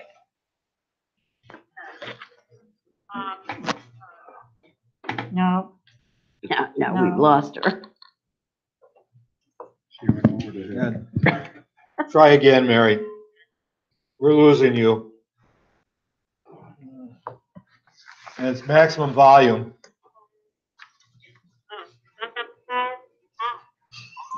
No. Nope, we're not getting you, Mary. I think it's her. Why don't you call back? We'll try again. Or I'll try to call you. Storms out in the northeast. Yeah. Oh, yeah. I'll call you back, Mary.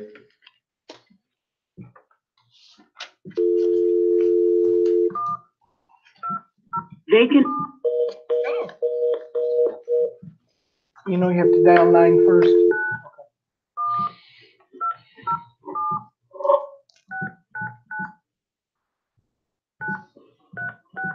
He's fine. Now we're just on with Spectrum. Oh. That was what went no.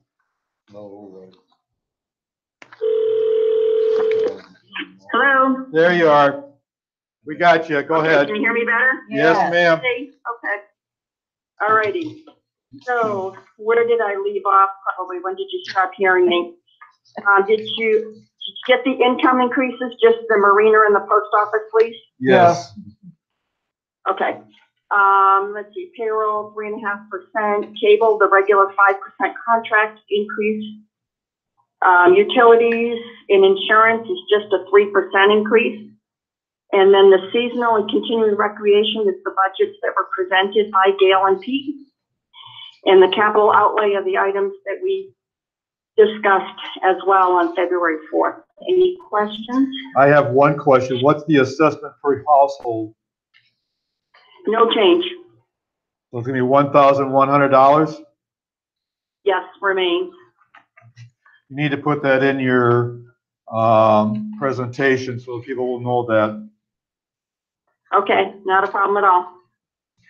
Anybody else have any questions? Is this where Shirley would bring up the kitchen? Yes. Okay. Shirley, this is. Mary, I wanted to see if we could set up something for the kitchen to, they're getting things taken and to replace their items. If there's something we can. Well, this budget doesn't take effect until October of 2019. They probably need those items replaced before then. Yes. When we get to some of the other items on expense items like the AC unit and things, there might be, I gotta double check, some budget savings with those that we can free up so that we can give Peg some money to replace those kitchen items. Yes, and maybe set up some type of a fund where they can draw against it when things do come up missing, because they're losing a lot of items. Well, I think we need to put better controls on why those items are walking more than, Yeah, always Yeah. budget to replace them when they take a walk. yeah. Well, I know I asked her about checking after each dinner or whatever, but right now it seems like there's too many keys out now for the kitchen, and things are having a habit of just walking off. If you can put together an estimate of what she needs to replace those items, I can look and see and absorb them into the budget and Okay, then go from there. all right, I'll find out and then give you a call. Okay, thank you. Any other, Dwayne? So the, trash removal is gonna stay at 126,000, We're still in contract for them, yep. and that contract ends this September? I think we've got another, I don't have it with me here unfortunately, but I think we've got another couple of years on that. Oh, good, okay. I'll have to pull it. Any other questions? We're in agreement, this is the budget we're gonna present next month at the public hearing? 2 weeks from today, yep. 2 weeks from today, Yeah, it's not next month, it's next meeting. next meeting, I'm sorry, you're right, next meeting. No. And you're gonna be back for that meeting, Mary? I am. And you'll have a presentation you'll be able to deliver to the people on the budget? Yep, usually I do it on an overhead and then I have handouts. Do you want to do that first and then have the public comment? What I'm gonna have to do is have the public hearing Right. to present the budget. Okay, And then, Take then time. we'll, no, I think we need to open the board meeting, right, then suspend it so I can do the public hearing and then reopen it so we can vote. Yeah. right. Okay. Any questions? Okay. Moving on, we now have an audit that I'm gonna be opening.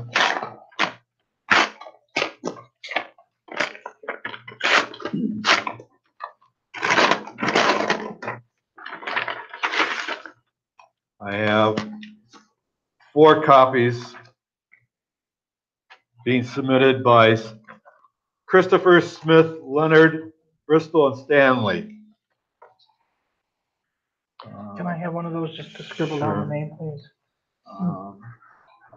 Audit services. And the only proposal we received,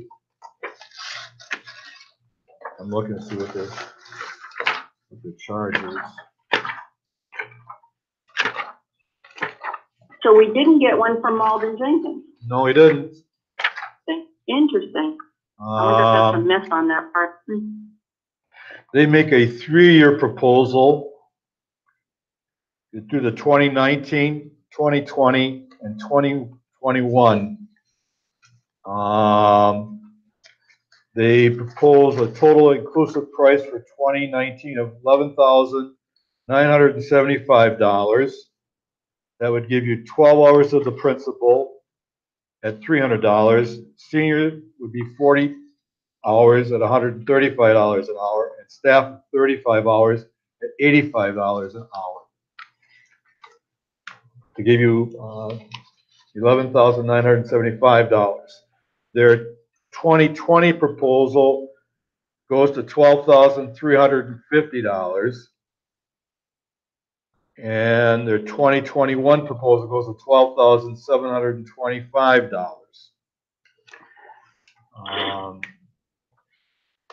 Since we have no other proposal, I guess No, what do we do? now that you've opened the sealed bid, Right. it now goes back to the audit committee. The audit committee goes through to make sure that they're licensed, that they're authorized by the state of Florida, blah, blah, blah.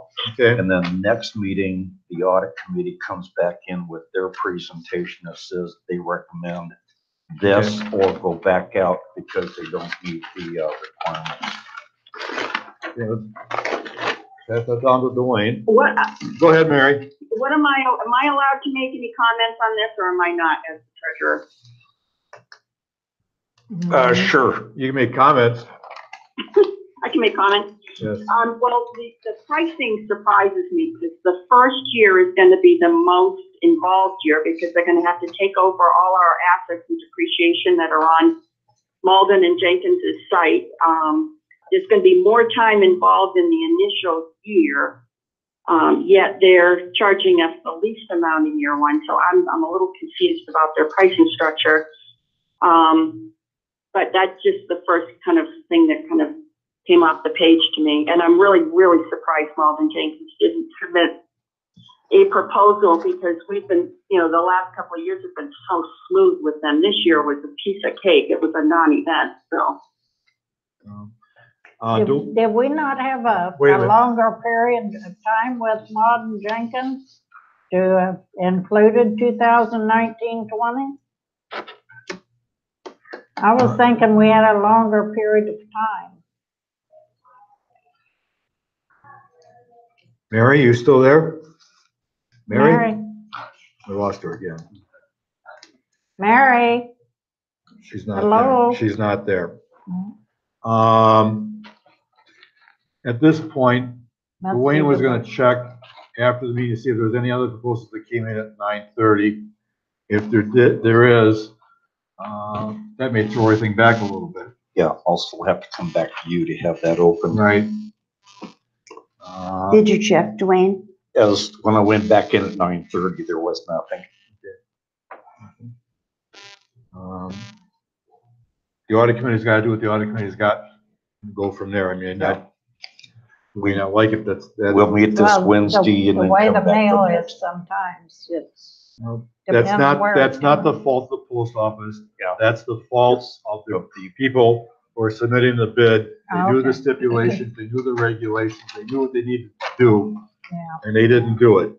I'm not gonna try to make excuses for them. no, I'm as- just saying, I was thinking it was for a longer period from before.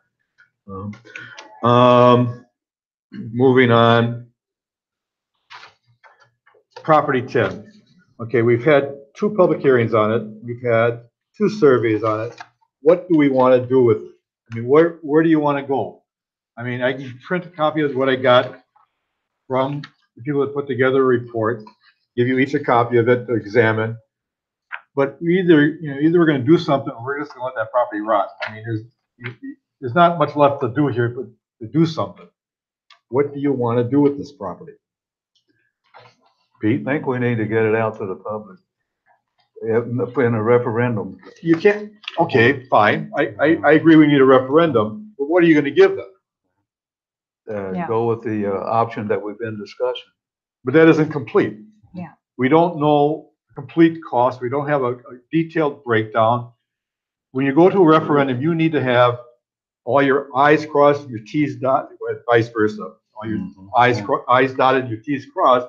You need to have a specific proposal of here's what the costs are. Here's how we're going to come to it. Here's what we developed. We've had the people come in. You're going to have to put some money aside somewhere along the line to have the complete workup done that backs up the reports you got so that you can move forward. I'd say if Les would be willing to put something together like that and do it. Well, Les may, I don't know, but Les may not be qualified for some of this. Some of this might be site plans and that sort of stuff that we're gonna have to pay for and then get approvals to even know that we can do what we wanna do. Can we bring Les up? Sure. Want to come up, Les? By that smirk, I can understand he doesn't want to get involved. It's not the plan that's the issue here. It's the going forward from this point and saying, okay, you need to bring somebody in who can give you the complete details, the breakdowns of everything, what it's gonna cost, how you put it together, how the bid's gotta go out, because you're gonna have to put it all out to bid. Every part of it's gonna be out to bid. Put up a building, that's gotta go out to bid. You're gonna put up a court, that's gotta be put out to bid. If you're gonna put in a road, that's gonna be put out to bid. You're gonna do the plumbing, that's gotta be put out to bid. You got all these intricate parts. It's like building a house. Yes. I mean, it's the same thing you would do for build a house. You have to do those before you can even take it to a referendum.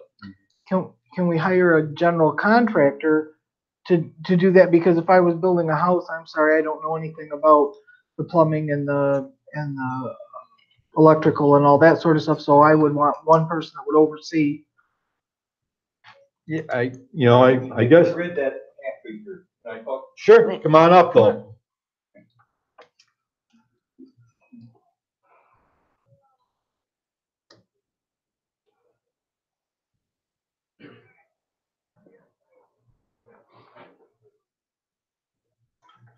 You know, we got that proposal from Half Acre for free. These guys got involved. It's in my report. I know. Did you read that whole thing? Yeah. Okay. And they're a general contractor. Okay. All right. And they're the ones that actually go out for bids. All these other places, they got bids for architectural. They got bids for civil as part of the work that they did. Okay. Even though we weren't paying for anything, they weren't, you know, they were just doing it to maybe get the work. And this is the kind of, I don't think you're going to go out for bids on a project like this. Mm-hmm. You know, bids on individual pieces. You can't. But that's what the general contractor would do for you. The general contractor would do that. Now that's what he did with, you know, he had 2 bids on architectural. He got 2 bids on civil. And that's what he does. But you got to hire one group to do this work. Okay. I agree. And who was it that did that? Half work? Acre is called. They're the guys who built the Sun Hydraulics building down by the airport. Okay. And they offered all this stuff for another. We didn't never expect them to do any of this. They just came in, they said, and they showed us some of the work that they had done. And they checked our numbers, as a matter of fact, cost-wise, and they were very happy with what we were presenting. So if we want them to put all this other together, then there'll probably be a fee. Initial cost up front from them, for them. Well, you got to hire one group. Right. And there's going to be a fee. Actually, in this report, they told you how much they were charged to be the general contractor. You know, they had $10,000, $20,000 to be the front end contractor, and then they would take care of the whole thing. And that's what you need on a project like this. You can't do this bits and pieces thing that you're, you know, like you normally do with small projects around here. And you're not going to get bids individually. No. And it's not going to be it's going to be a cost plus bid. It's not going to be a lump sum bid for the whole thing. So I guess the first question is do we want to go out and hire the general contractor to do this for us? Yeah, I think that's the first thing. That's the initial question. That's the first thing. And the thing about cost, you know, this $11 I'm putting in, if you made it $11 to $13, our costs are pretty good. And you know that last sheet I gave you, Mike, about if you borrow the money, right, it really doesn't matter if the cost is wrong. You know, instead of 1.3, 1.6, it's only worth a couple bucks in terms of that total amount. So if you put out a proposal to the people saying $11 to $13 a month, that would cover any problems we have with the cost estimate. You know, you're never going to have a perfect cost estimate on this thing. I don't disagree. I understand that, but you have to have a cost factor that is reasonable enough that if you propose it to them, keep in mind we're under a $25,000 cap that requires a referendum from us. Right. And if you're going to take X number of dollars, you've got to be relatively close to what you're going to be borrowing. Right. So that you aren't going to come back and say, oh, wait a minute, we screwed up. We need another $500,000. Well, that's why I said 11 to 13. 13 will get you up to 1.7 million in our project instead of 1.3. Okay, we screwed up from 1.3 to 1.7. It's worth $2 per individual. All right, this, if I recall properly, Les, these figures are from 2 years ago, 3 years ago. Yeah. 3 years ago. Yeah, they're So old. we need to have Half Acre go back and double their efforts. They have to redo this work and we have to figure out, is it still, you know, viable at 1.3, 1.6, or maybe it's 1.1. See, We don't know. most of the numbers came from me. Okay, it wasn't from Half Acre. Gotcha, okay. Right. I just updated some of my numbers based on what they gave me on civil and architectural, which were the big question marks. They also, So the numbers you gave us this year were updated just recently? no, Okay. but you know, that I don't, you know, in the last 3 years, we haven't had much inflation anyway. I don't think it's gonna be much different. I'm not sure you can get Half Acre to do any more. No. You know, without hiring. Okay. Right. So the first thing you gotta do is you gotta figure out if we got money to start the initial investment or start the initial process. That's why I wish Mary's back on the phone because. Do we want to try calling back? Yeah, because I think we need to do something and not just. Let me see if I can get her on the phone one more time. Okay. Is it, maybe it's the storm up there. Well, I have no doubt that's exactly what it is.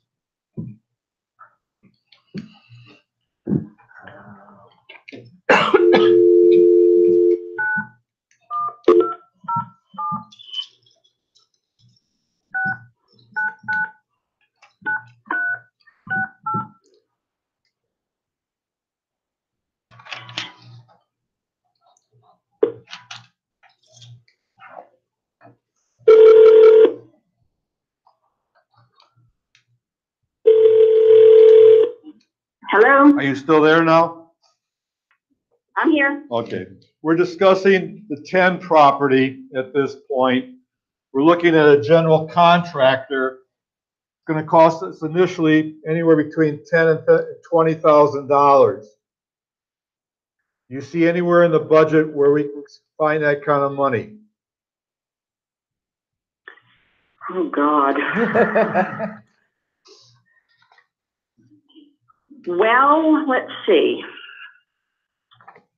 In the 2018-2019 budget that we just approved at the board meeting, the revisions, I've got to replace the AC unit and ductwork in the office, and I had a budget assumption of 23,000, but I see Jim's got proposals here that are about 10,000. So I'm confused on why they're so different, but there may be some money there if that's true. So you're saying that. Okay.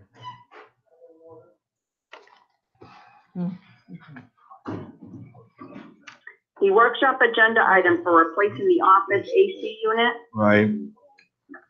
the highest bid of those three bids is 10,731. Okay. At the last meeting, I was given an estimate of $23,000 to replace that AC system in the office. So that's quite a bit different. Jim? Well, I have to talk with Mark on that. He's been getting bids all over the place on everything. You might get some Okay, working. so if it really is only gonna be 10, then that's about $13,000 that we have available for some other project. Mary, we got some other things here that happened after you left that's gonna add up to some money, but nothing staggering. Okay.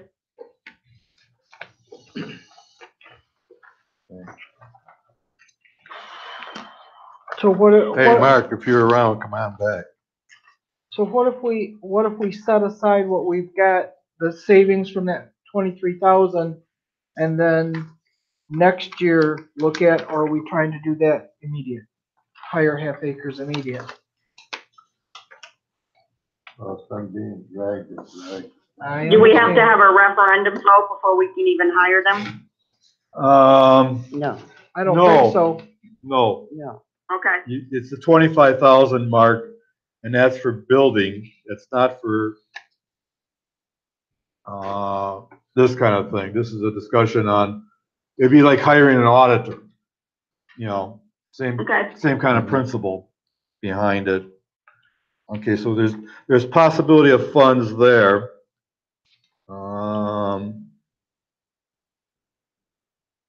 Yeah. Would you? Please?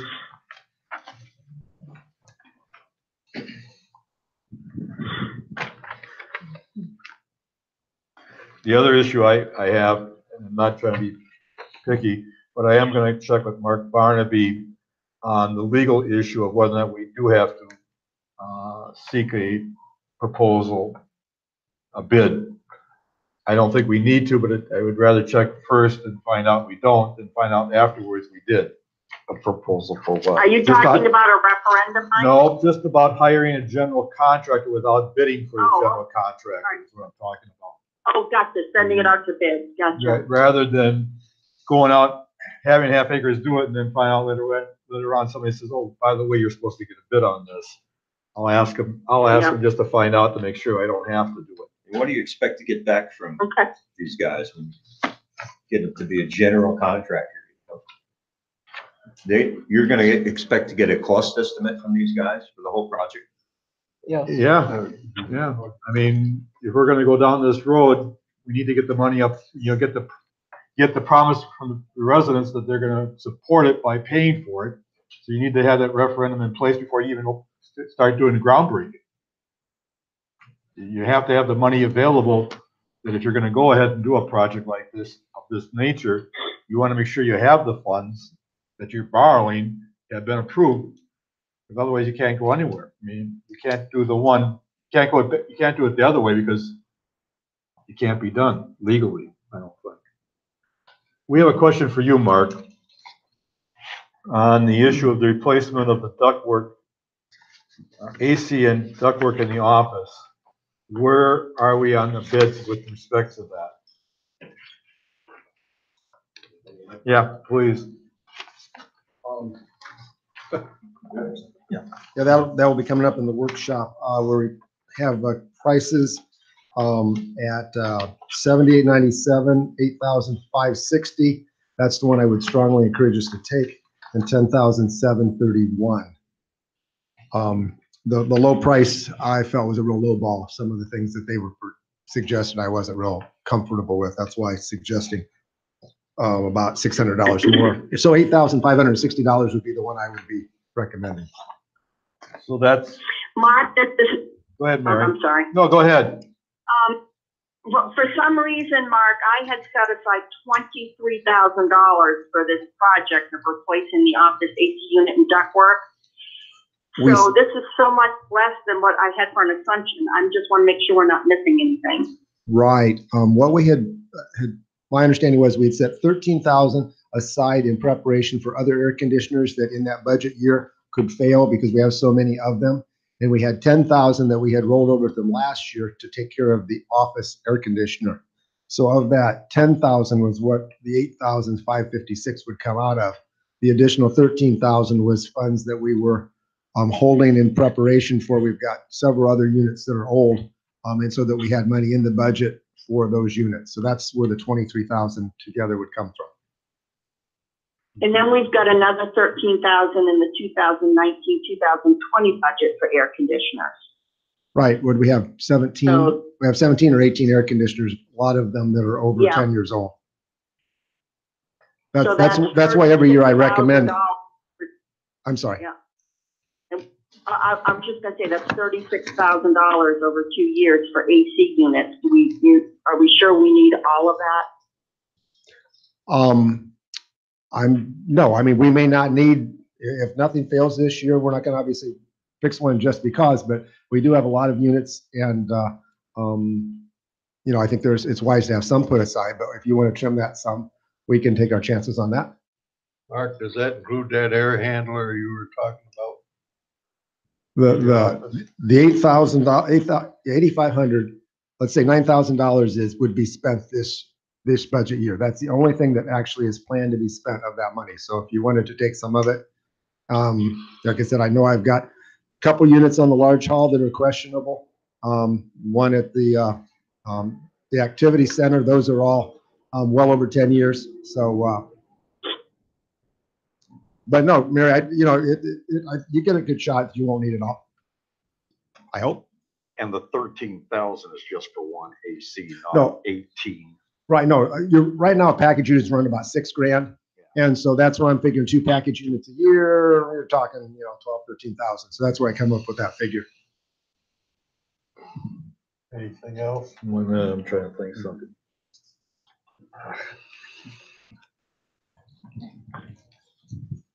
Can I ask Mary a question? Sure, go ahead. Mary, Yeah, what is our reserve? 325,000, not enough, but that's what they are. Well, we've been running that reserve for a lot of years. I understand what you're saying, but is there any reason we couldn't take money, $10,000 from that reserve? Of course we can. I mean, that's a decision we make, yeah. For the investment. Okay. Let me ask, Mary, this is Mike, I got a question. It would cost us an extra $15 a year per household to increase the budget to meet the $20,000 for the contractor. If we just took this, just made it an additional assessment, added to the assessment, how much flack do you think we'd get if we did that? A whole lot. You betcha. Yeah. I'm asking, that's why I'm asking.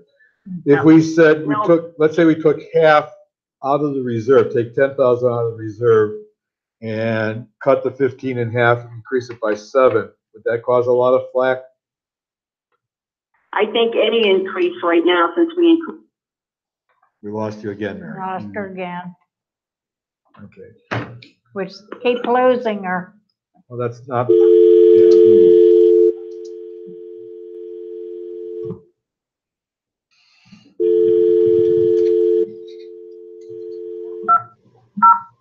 Vacant number.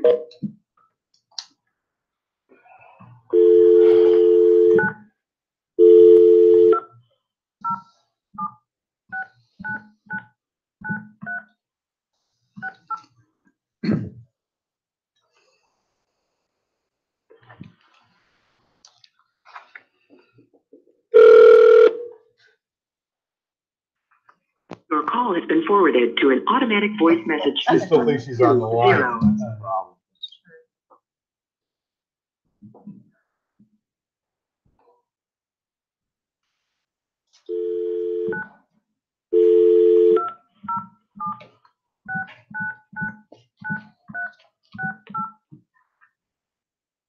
He talked to you about the chair left over there. No sign comment, but no details. Me again. I am so sorry. I have no idea why it just dropped like that. I mean, I have full bars and I have a cell booster, so. Okay, unfortunately, where were we? I was saying that I think any increase, since we increased it as much as we did last year, will be problematic. Okay. I really like to stay flat for a year. Okay. How comfortable do you feel about taking 10,000 out of the reserve? No, I'm gonna go the other way. How comfortable do you feel taking a maximum of $20,000 out of the reserve to cover the initial contractor cost?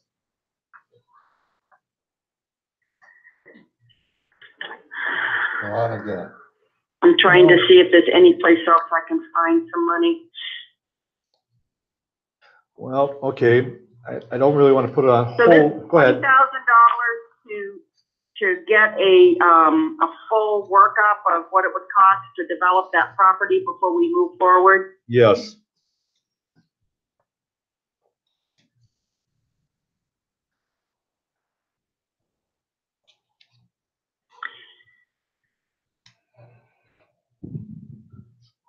Can we recoat the large hall floor in the following year? That'll free up 10,000, and then we can do 10,000 out of reserve.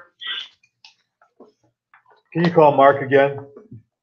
Oh no, he left. I'm sorry. No, it's, you're not. You don't have to be sorry, Mary. You can postpone that. I'm just trying to. It won't hurt that floor.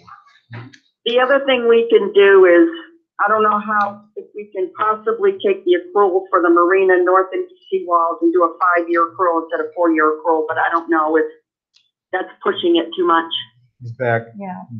or when that's gonna need to be replaced. Now, Mark's Mark's back. back. We'll ask him the question. We have the question, Mark.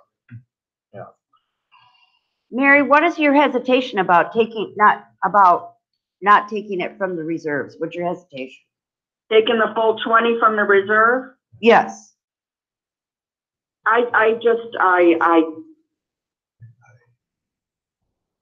don't know. I guess that reserve, in my opinion, isn't large enough to begin with. So, and I don't know how we'll possibly put it back. Okay. You know, so if we take it, we're taking it for good. Unless we increase assessments, we're not putting it back. Okay, Mark, we have a question about the floor. Putting off resurfacing the floor for a year. Strongly discourage that. Why? We already put it off 1 year Okay. longer than we normally do. The wear on that, once we wear through, could be, you know, very costly to try to bring it back. And we got one more season to go through. So, that's not actually until the budget a year after this, I believe, isn't it? Could be. It's not in this year's budget. Yeah. As hard as that floor is used, and I just would, but we can take a shot, you know. I would strongly discourage it. The other thing, Mark, is right now we're setting aside $270,000 for the marina seawalls, and we're doing it over a 4-year period. You know, it's the same old deal. The longer you wait, the more expensive everything's going to be. If we were to do a 5-year accrual instead of a 4-year accrual, are we going to be jeopardizing that seawall? I've been monitoring the seawall, and I've not seen in the last year, I've not seen any substantial deterioration beyond what was there. So, you know, to put it off another year might be doable, or pull back a little money from that would be doable, possibly. Do a 5-year accrual instead of 4-year accrual and free up some money? Go ahead. That's, I'm really not the expert to say how long that's going to last. Like I said, I've been watching. I've not seen anything that's deterred this year. So, if you want to take a little from that, that might be doable. What about the re-asphalt of the south side of the arena parking? It's really in bad shape. Okay. It's not, you know, we can keep filling potholes, but it's in rough shape. Okay. I put that off this last year too. Okay. We're having a discussion about something we don't have enough information on to deal with right now, money-wise. Could you, I'm going to ask you to sit down, look through that budget, see where we could possibly pull money so we can start this thing for the next board meeting. Is that possible, Mary? Yeah, absolutely. That's everybody. I mean, I really don't want to put it off, but I don't know what else I can do at this point other than that to get a better handle of what we have financially that we can grab money for to push this project forward. Yeah. Are there any other options that anyone suggests, though, that maybe the majority wouldn't want to go along with this? Well, do we really need a building over there? I mean, have we looked at any other options of expanding the rooms or putting additional curtains in here? Or, I don't know, even going up? This, you know, it's just like everything's being pushed, this great idea of putting a building over there, which to me is, you know, I really don't care what they put over there. If the residents agree to that, I don't have a problem. You know, I'd like to see it phased in, some of it put on the capital outlay, but to just trying to hurry up and get this thing through, I'm not increasing in a the hurry to get it assessments. through. I'm looking at it from the standpoint of the future of the park. The park is at a point right now where the next 20 years, you're going to have younger people coming into this park. Mm-hmm. They're going to be looking for activities that they can perform in a comfortable way moving forward. Now, you may not know it, but I've been watching and looking at and Lori does a great job, but we're at maximum capacity in this park. We cannot find another place to put another activity in this park in any shape, form, or manner. I don't care how you try this, you put it up. there is no additional room. I mean, you've got pickleball playing in here when, if you had them outside, would free up this hall. You have nothing on the north side of Florida for residents. Nothing, absolutely, positively nothing. And one half of your population's on that side. And they have to come to the south side of Florida. Now, you can say, well, they've been doing it for years. That's true. That's because there've been no other options available to them. And to say that we're not going to do it because we're afraid of raising assessments. Again, we're all volunteers. If somebody doesn't like what they're doing, God bless them, let them run. Absolutely. You know, we'll make a decision. Amen. And if they don't like that decision, they can vote it down. But if you don't present them with something, all you're going to hear is, well, the capacity is reached in this park. We can't do anything. You know, we want more time in the pool. I mean, all you're going to hear is constant whining because it's only going to get worse. It's not going to get any better here. And I'd rather put together a proposal saying, here's what it's going to cost you. Here's what you're going to get. Yes, I know you're not going to like it. You're not going to use it. But, you know, I know damn well the day it's open is the day it's going to be full. Because everybody in the borough is going to want to use it. So for us to sit here and say, well, I hear what you're saying, and I'm in total agreement, but on the other hand, the storage lot out here, I think the last report Mary gave was 87%. The marina was up to like 89%. So when I get full there, we're gonna go out and buy another marina or go lease another storage without saying no. You're gonna go on a list, and as soon as that list opens, then you get to use that facility. There's an argument both ways. Sure it is. Sure it is. Well, if you come in and day one, the meeting is full. You're comparing apples to peaches. No, you're talking about storage and marinas versus activities people can use. That's what you're talking about. And if this is an active park, its primary purpose is recreation. That's what the park's designed for. Absolutely. Then one of our objectives should be as a board is how do we continually move forward and foster the recreational activities for the residents in the park. And that's what we're, you know, they may vote it down. I'm not saying they're going to approve a referendum, but if you don't give them the opportunity to say, here is a referendum with an option that you make a decision, because if they vote it down, then they've made a decision that they don't want any further activity in this park. You know, Stop screwing around. Yeah, that's well, my attitude about you can't keep promising optimizing this damn thing. You know, yeah. Give them a chance to say yes or no. No, so be it. I mean, I understand what you're doing. I do understand. I mean, I don't want my assessments to go up, but by the same token, when I sell my place in 20 years, I want to get maximum dollar for it. And if there isn't activities that people are going to use, they're not going to buy into this park. And, you know, we're all going to move out of this park at some point in our life. I mean, it's nice where you can use it, but there's going to come a point where you're going to want to say, hey, I have to go to assisted living, or I have to use a nursing home, or God forbid I may be buried 6 feet under. You know, but persons that come after us are going to want to use this park. And you got to make sure that it's viable for the future. And I guess maybe I'm pushing a little bit hard, but I see the need for that looking forward. You know, that's where I'm at. I'd like to hear from anyone else that have any options other than putting something there. I put next month's article in the Tribune or this month's article, I think had in the article, you know, if you got a proposal, present us a proposal. I mean, from the board members. I mean, that's one. Your owner residents, you can put together a proposal. Yeah. I'm willing to listen to the proposal. But in the 5 years that we've had this going, to come up at the last minute and say, I got a proposal, isn't a proposal. You know, if you're going to put a proposal together, tell me what you think it's going to cost us. Tell me what you know, put together a detailed enough proposal that makes some sense. Not this, we want to put up a pole barn. That isn't going to cut it. You know. Doesn't matter what you do, somebody's gonna take a shot at you anyway, so.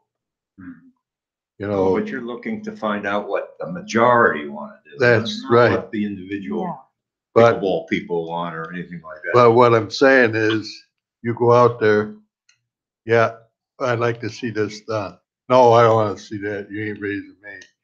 But I say, like you and the rest of, most of us, put it before the people and let them decide what the heck they want. But you gotta have something that, no matter what you put before them, you're gonna leave something out, somebody's not gonna be happy. Well, that's why I said, $11 is the number I'm quoting. I'm saying make it, in the proposal, make it $11 to $13 now. 2 extra bucks covers a $400,000 mistake, okay, on cost estimates. Mike has those numbers that I gave him. Yeah. As far, when you borrow money for 15 years and 1,275 people are paying, the number comes down. So you can make a mistake on a cost, still cover yourself, if you tell them 13 bucks. I'm saying it's gonna be 11. I know it won't be 11 because you're gonna add things as you go along. That always happens, right? But isn't this what's gonna come up with, Half Acre?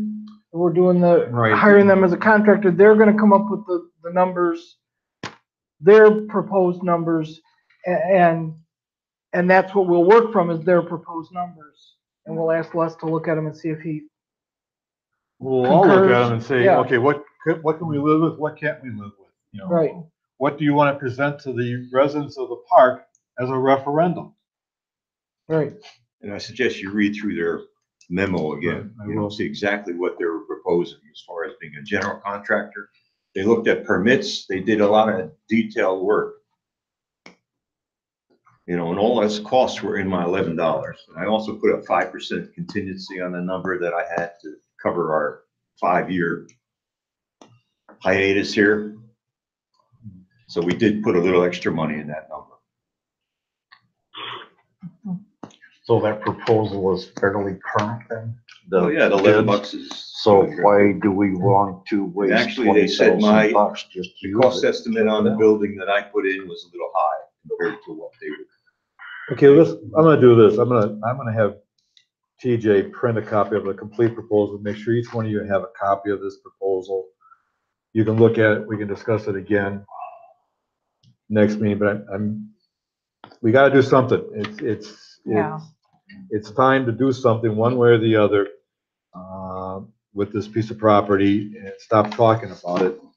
And like I said, if people don't like what I'm doing, they get a shot a year from December, take me out. I won't lose sleep. And Mike, my report is updated as well. And I gave you, I'm gonna give it's them, updated I'll as give them far a as copy of costs each and of all of it. I'll have TJ make you a copy of it so you guys can read it. And if we keep waiting, we're waiting for income or interest rates to go up, which. Well, that's the other problem we got going. Yeah. They could have saved a few bucks. Who did 5%. Yes. Yeah. That's Okay. true. Yes. No. I'm gonna put order of business, all the rest of mine on hold. I'll put them back on next month, or next meeting, pardon me, next meeting. Gail, use of facilities, Well, number 5. this is just a request from a resident. I'm not into this at all, so. Am I done? Yes, Les, thank you. Thank you, Les. So I'm gonna take, there you go. Some residents are questioning, the use by one group, and the use may be practical. I don't know anything about this. But there was a question, well, maybe we could bring in some more, exercise classes. But where can we put them? And that's how this kind of came forward. And as has been said here, there's no place to put them. Where are we gonna put them?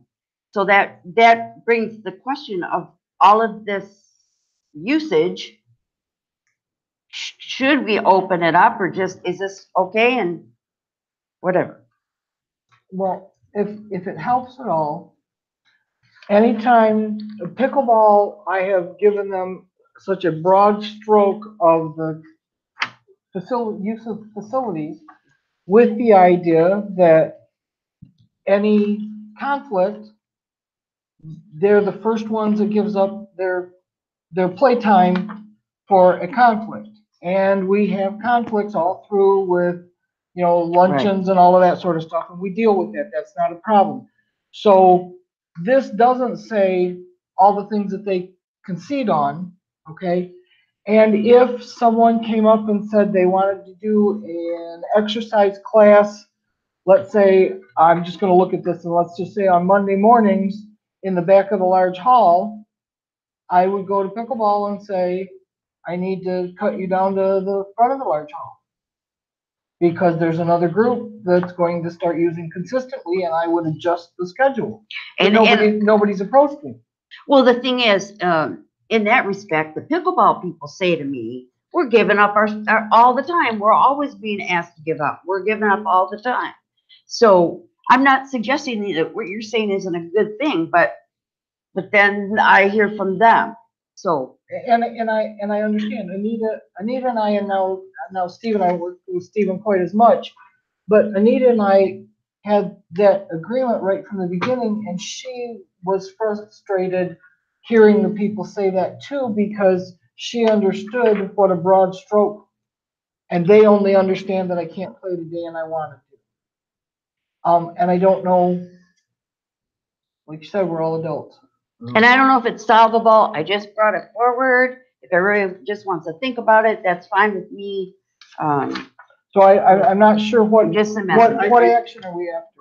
My question with this is, when we have other clubs in the park, such as bocce, horseshoes, shuffleboard, and you look at their time frame of using their facilities, they limit themselves as a club to 3 days a week as a club.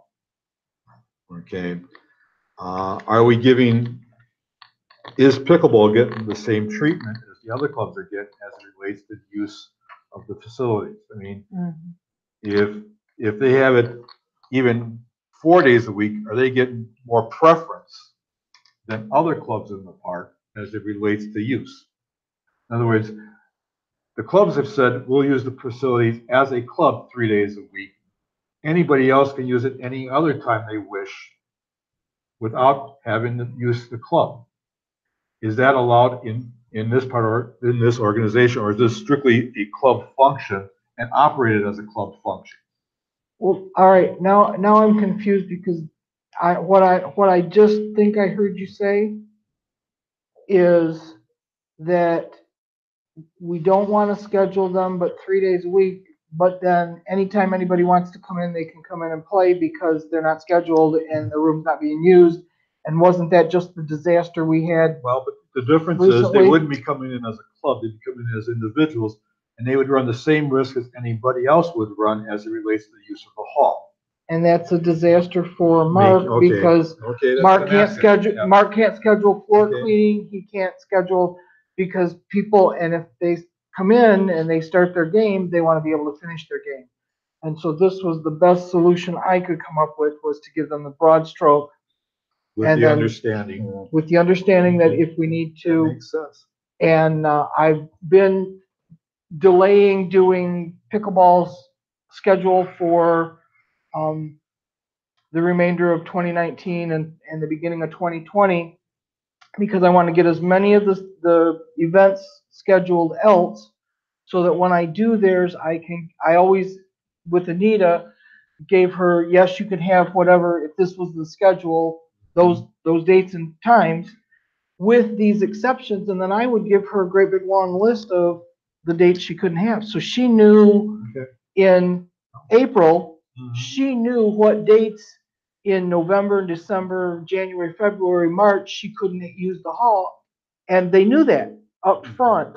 And so for them to say, well, we had to give up our date, there was very few days that I had to send her an email. If I sent her 3 or 4 emails, that would be a lot. after I did that initial setup with the initial set of dates. Now, that initial set of dates was a big block of you can't have it, can't do. But, and that worked out well. Are there two different groups playing pickleball or just one? I don't believe the other group is utilizing the hall anymore. I'm not 100% positive on that, but I don't believe so. So they're actually playing Monday, Tuesday, Wednesday, Fridays, and Saturdays. I don't know. But I think This is somebody else's thing. I would have to get on my calendar. I I'm would have to sorry. look and I- see. And Okay. I don't wanna, I really Yeah. don't wanna go through that right now. Yeah, And I prove just the was, accuracy of this. This was posted at the post office. Well, it may or may not be accurate. That's, yeah. And I think the asterisks indicate that there may be something that isn't on here that should have been put on here. Well, it says winter Winter sketch, schedule. but I think there should have been something put down, and I'm not saying it's our responsibility, it's the club's responsibility, that subject to availability of hall. Yeah, You know, and they didn't put that on there, and I think that's what they probably should have put on there. Last To week, stop I the hardly played confusion. one time. But I don't police other No, clubs. you're not to. flyers. You don't have to. We're Okay. not asking you to. Okay, good. Yeah, no. I'm not trying to dump more work on anybody. Thank you. Yes. Okay, does that answer you, Gail? Yeah, I, Again, the persons that are complaining, refer them to Lori, so okay. she can explain. You just got out of your mouth. You weren't putting more work on. To explain what's going on as it relates to the use of pickleball. Or she can refer them to the club themselves and say, go talk to the club. You know, Who did this? God only knows. I know it was on the post office, but really now that I'm hearing everybody talk, I actually should have gone on which I didn't do. I should have gone on the calendar to see if they're scheduled here or if they, so between now and the next meeting, do you mind if I go and just Go ahead. check Go ahead. to make sure they're scheduled and they didn't just choose to put this up there? Well, probably what people are seeing that, they think they are getting special treatment. Yes, by looking at this, I think that's, I mean, 4 days a week, they have the large hall all morning, the whole hall, front and back. And on one day, they have the whole hall in the afternoon for 3 hours. So if I were just looking If at this. available, that should be. Steve Butcher is the head of this now. I assume he did this. And he needs to put on the bottom here, when Yeah, available. When available. I think we'll solve a lot of the Yeah. issues. Okay, as it let relates to me that. just check and I'll Okay, just talk fine. about it next time. Well, when you're looking at this charts and things, you have to see if Mark has something he has to set up in there, take down. That's Lori's, that's what Lori's handling. Okay, well, Lori's handling somebody's, that aspect of it with Mark, so that there isn't a conflict as it relates to pickleball, using the hall, and running into the problem we ran into earlier this season. okay, so They've been told they cannot use the hall if it's not scheduled. And that's true for everybody. They can't use the hall if it's not scheduled. Okay? So that solves the mark problem. so if the pickleball is scheduled and they're gonna have a dance, he can't go in and set it up while they're playing pickleball, is that what you? No. No, the It's other way the opposite. around. They can't play pickleball for We Sunday can't enough play for a pickleball. dance. That's good. Right. All right. Okay. Okay, can we move on? Yep. The next one is the replacement of the AC unit. Jim? Trying to find it.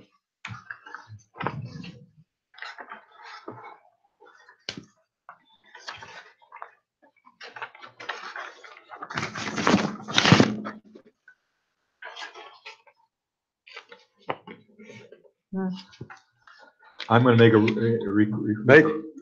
first I wanna I'm gonna make a request that from now on, they don't put things back to back in printing of these things, because it makes it hard to follow along. We were trying to sheet-wise. save paper, but Don't save the paper.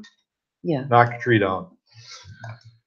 I'm sorry, it doesn't work well in the meeting purpose. you gotta direct TJ. I know. Okay. My fault. Go ahead. Replace office AC unit. Unit is 32 years old, will improve air quality. $10,000 budgeted. Veteran Air is using a Train Air 7,897.16.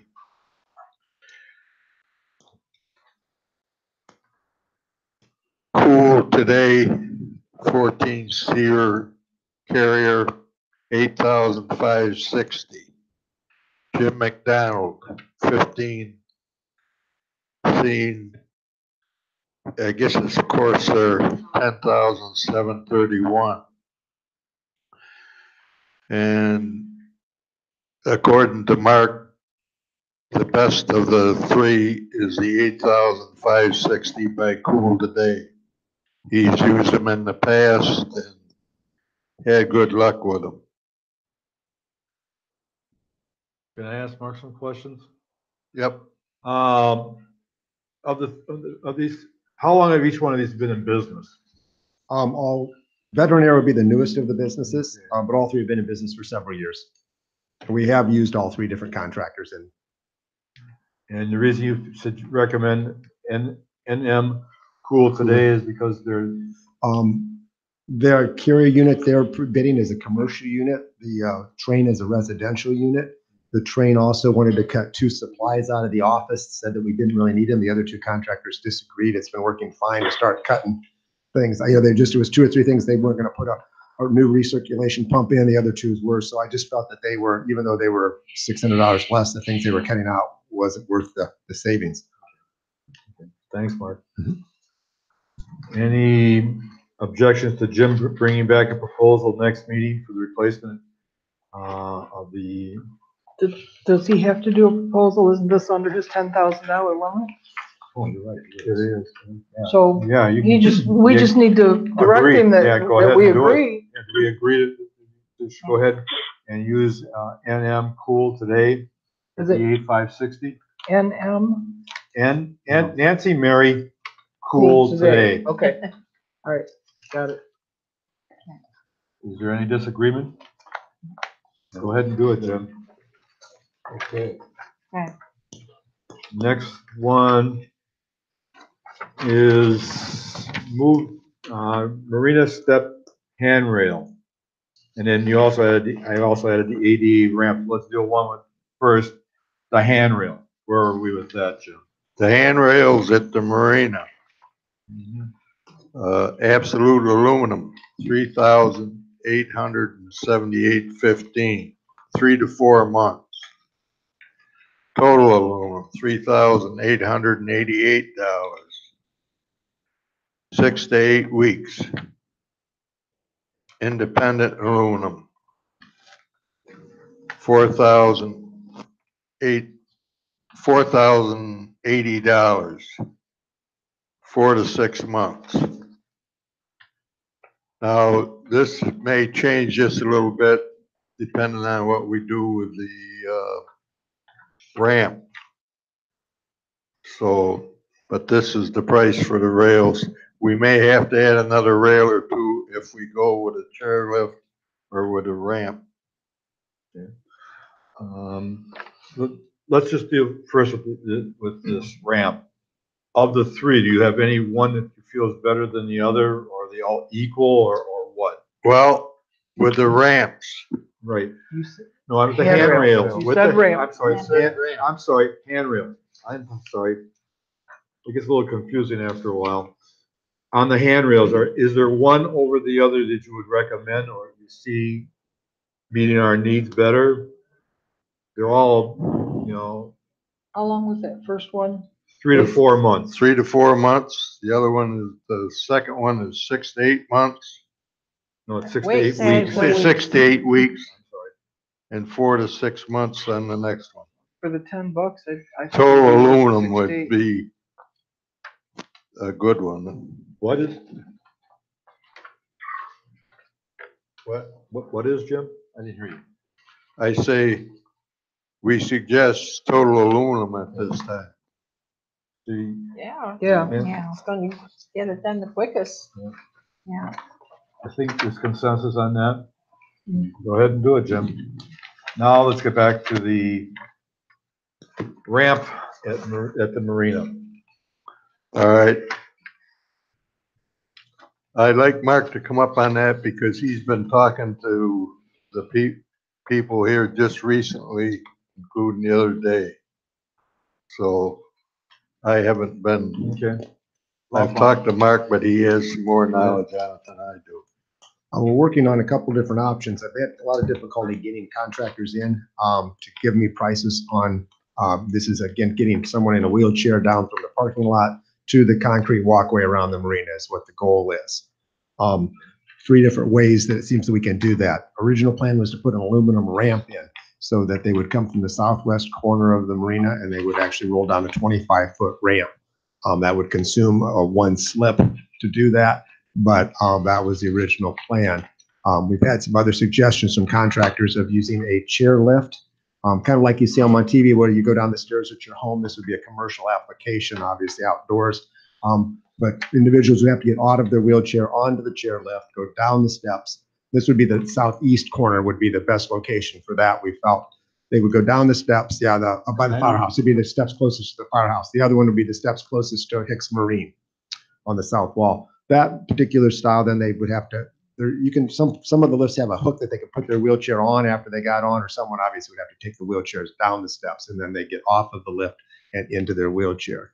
The third option would be actually to cut out a set of steps, probably that same location by the firehouse.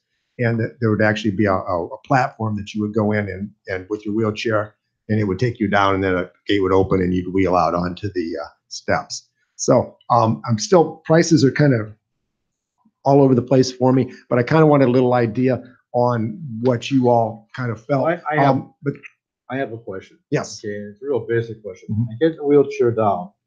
Where do I make a turnaround to get back up? Well, you'd be going to your boat. Can't get on the boat.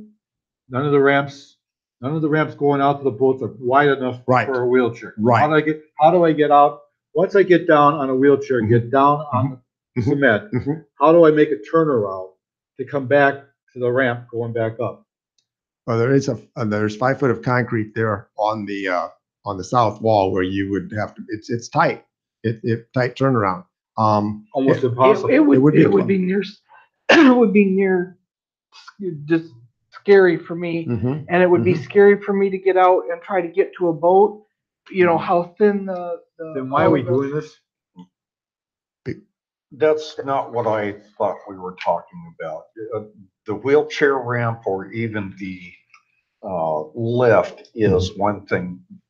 If you're talking about taking an electric cart and trying to turn, that's not gonna, it's not just. No, it's not a gonna car, just a wheelchair. But a wheelchair or other mobile devices, I thought we were just gonna come down and designate 1 or 2 spots right up to the sea wall to where they could crawl into the boat, not try to go out onto the slips. There's no way. Right, but even, again, we get back to the cement walk that they have to use.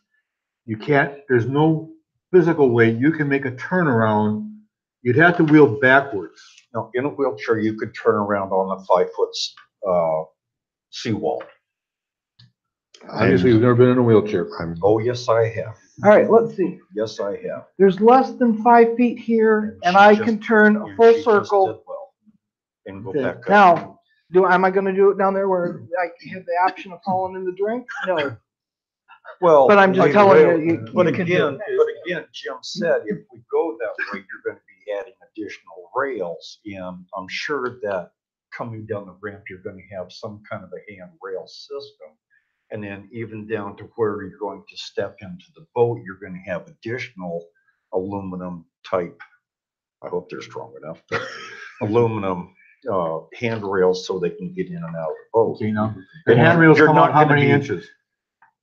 Well, So we're talking a 2-inch aluminum. I've not even addressed how they're getting in the boat. We weren't. We were. The idea, and this has been going on for several years now. The idea was that we only had to get them down to the seawall, and we had to provide slips that they could access their boat from that point, which the wooden docks, as you said, Mike, is not wide enough. So they would be the docks along the south wall where they're pulled in. There's about 4 slips along parallels the south wall. Those were the slips that would be designated for ADA access because they're wide enough there. So that's the slips that we're going to be designated. We've not went any farther than just designating those to be the slips and then trying to get someone in a wheelchair from the parking lot down. Our marina obviously is old and wasn't built for this. And so we're trying to modify. A couple of my contractors I've talked to have asked, unless we're being forced to do this, why we're not in a situation, no government has come in to say we have to do this. I said, we're trying to be proactive and helping to get, but that's, I'm just again being directed by y'all. As I recall, Mark Barnaby said because we did the work on the slips and all the docks and everything, that was such that we needed to come into ADA compliance, and he has concerns the longer we put it off. But again, I'm trying to think about it from the standpoint of somebody who is disabled, who is going to go down, it may go down to the docks, and you look at it, and I mean, it's real tight quarters. I don't care how you cut it. Oh, I agree. And my fear is, okay, we do this, and somebody falls in the drink, they blame us because we didn't provide them a protection on the one side, or bringing rails all along the water side, because that's what you're going to have to do. If you're going to put rails on one side, you're going to have to put rails on the other side to prevent liability. And are at your own risk. You can't do that. Not with ADA. If you're going to put the ramp in, you're going to make it accessible to them. You got to put rails on the other side to protect them from being able to fall into the water. Right. So that's another cost you're going to have to add to this. I'm not saying you shouldn't do it. I'm just saying, can anybody It's bigger than a bread box. Whatever contractor we would use, should the contractor make sure it's ADA compliant? Yeah. That's what he's doing now. Well, we're working on it, and the contractors I've been working, it's just a really gray area. As far as to go 88 and sounds like we want to go every dot, every I, and cross every T. We probably better go back and put another $30,000 to $40,000 in the budget for this thing. We've got 15 right now, and that's just a basic getting them down. And we'll spend. Even the lift itself came in at 19,000, so we don't have enough. The ramp, around 10 to 11,000. We probably could afford the ramp, but if we, but that still doesn't dot every I and cross every T. They've said because it's an older marina, there is understanding from the ADA officials that we're doing what we can to accommodate, but we aren't going to, but there's like the ramps and there is a question as far as the walkway is very minimal in width. We were talking like at the bottom of the ramps, putting some railings up so if the wheelchair did get away that there would be some stoppage there, but no talk about ramps all the way or railing all the way down the south wall. I've heard about the ramp over here at the activity building. People say it's too steep to go up with their hand wheelchair. Now, this ramp over here is not going to be as long as that one over there. Is that correct? Right, but it won't have the height either. It's only about a 27-inch incline. You have to have 1 foot of ramp for every inch of incline. Thus the 25 feet. So ramp. how far is that? That's going to bring you out there pretty good. That's going to take it'll take you about a third of the way to the next set of steps. Okay, we'll consume a lot of walkway. I guess what you want to know, which would they prefer to try? Well, I'm having some difficulty getting, the contractors in, and everybody's got a little different idea, but I was kind of wanting to feel from y'all as I'm working on this, whether we want to stay with the ramp, or whether we want the chair lift. And there's also some questions. The county said they thought they would, the one contractors went to the county and talked to them about permitting and things, and he felt that it could work, but he said we still have to do a site plan, and he couldn't guarantee that we could pull permit to put the lifts in. So there's just a lot of gray areas here, and I'm trying to work on it because I know that summer's coming, and we've only got so many What you're meetings. basically saying is we don't have enough information to do anything here It is, but I kind of wanted to feel from y'all as far as whether you thought more ramp rather than a chair lift, or the full lift that we put the whole wheelchair in and take the whole wheelchair down. The one question is, obviously, we don't have a way to get someone in their wheelchair into the boat. So once they get on the dock, there still has to be someone to lift them or some way physically for them to be able to get themselves out of the wheelchair and into the boat. That's We not don't- our that's not our responsibility. That's fine, that's fine. But, you know, as far as, so if, yes, that's not our responsibility. Okay, so. Can you, I'm just having a very difficult time visualizing this. Can you somehow just, or somebody, anybody can just, somebody help me visualize exactly what we're talking about? I know what a ramp is, obviously, but I can't see it. I can't. Okay, the southeast corner is as you walk from the street. Yep, I know where it's Okay, that's located. where, that's what he's talking, that's where you're talking about putting a The, ramp, the right? ramp would go from the southwest corner, down by Hicks. Okay, down by Hicks. the other side. We also would have to take away probably 2 parking places from Hicks to make enough handicap, because there need to be a handicap parking place right there. And, Okay. Yeah. So the southwest corner, next to Hicks. the ramp would then come down that, out of that corner. Would come from the southwest going to the southeast. Yes, it would go on the south wall. To the south wall, yeah, from the south wall. Yeah.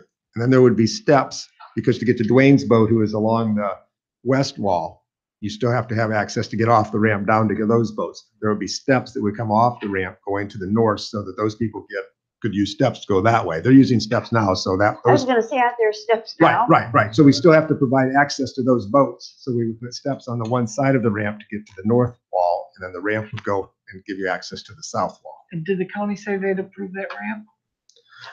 Are you? With the There's still with the even- steps on the Alright. side, because This that is the kind way of it is blows now. my mind. I thought that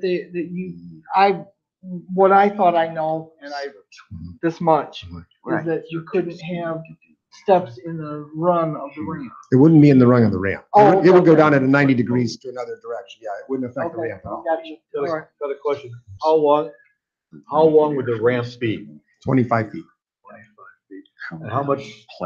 which those slips are about 22 So feet where's long. the, okay, I'm trying to visualize the ramps, coming He down says, 25 "I want feet, coming to down park this my ramp. car here." Where's And I the wanna first come down boat slip? Well, the first Do I have one to will be come down the consumed by the ramp? 20, because these boat slips on the north wall are about 20 feet long, 22 feet long. So I'm still talking about the south, where you put yeah, this south wall, ramp. right.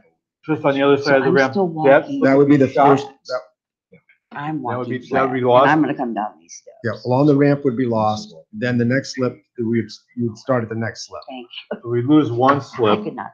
in the process of doing this. Okay. What size is that slip, do you know? It should be a 22-foot slip. Okay, so it's one of the smaller slips we're losing. It's No, not, it's the 2 up against the seawall are 30 footers. They've Not- been switched. not in that corner, I don't think. Farther up the way they are. Well, That's right in the corner where it was so Yeah. shallow for so long. You It's a- don't it's a lose straight any slip. slips with What? Go ahead. if you use a chairlift, you lose any slips. That's Is that correct. That's the advantage. That's the advantage of both the chair lift and the chair lift, which when you get out of the wheelchair, and the chair platform, which would take the whole wheelchair down. If those, you would not lose any slips. Go ahead. From a handicap standpoint, I'm not a fan of the chair lift. If we do that, I'd rather see the platform that takes the wheelchair and all down. That's There just, wa- there was that's some- just me and my wheelchair. There was some questions about whether the county would allow us to use the chair lift in the permitting. The 25 feet, how do you control the speed of the wheelchair going down? No, that would be the responsibility of the person on the wheelchair. That'd be true with any ramp. Yeah, but I mean, that's a long ramp. What's the What's the incline is what I'm getting One, at. it's Yeah, 1 inch per foot. Is that? That's the legal, it has to, you So can't make it you any can't be steeper than steeper- 1 inch per foot. Okay. Would- That seems like it could be dangerous. That's why it's 25 feet. You need that much of a clearance to get the elevation to meet up at the top. Can The one- somebody let loose of their The other- wheelchair wheels and go full speed Yeah, with their hair sure. flowing? Yes, they can. The advantage We of, can't fix stupid. I agree. one of the But we can advantages, pay for it. Well, one of the advantages of the ramp is that there's no mechanical mechanism. Once it's built, it's built. You don't have motors, you don't have to worry about getting electric to it, you don't have to worry about those type of things. That is an Where the advantage. salt air and all that Once other it's, yeah, stuff once goes it's with done, it. it's done, basically. At one time, this came up and somebody said that we didn't meet the qualification to have to be ADA. Now, I don't know if that changed or what, but do you remember that, Lori? The last thing I remember was Mark saying that because we had done the work on the docks and whatnot, that was a big enough renovation that would require us to make it ADA compliant. And he recommended that we not delay it any longer than we could. One thing too with the ramps is they put a surface on the strips, and those are friction, and they Oh, don't they allow stop you to that. free roll. It's not like a smooth piece of plywood. Okay. There are things that they do to try to assist someone in properly going down the ramp. Pete, I'm sorry. Yeah, going back to the request, when I was on the board the last time in maintenance, Mark Barnaby called me and asked me for a personal meeting. At that meeting, he instructed me that we needed to do this. And that's when I was trying to get things started on getting someone to look at it at that time. And I think Jim and Mark met with the contractors there then at that time. And I was there at that time, even though I wasn't on the board. But Barnaby did indicate that we needed to do that according to ADA requirements. I guess the ramp's the way to go then, because from what I can figure out, it's gonna be while we lose a spot, it's probably gonna be in the long run, the most efficient. So I would say go ahead and keep on working on the ramp. That would be my take on it. I mean, I guess that's sort of the consensus. All the heads are shaking, Yeah, Mary. they're all shaking. Yeah, I mean, what else are Thank we you. gonna That do? gives me some direction. That's what we kind of wanted to know. Yeah. Okay. Okay, Jim, we got the automatic door openers at the post office.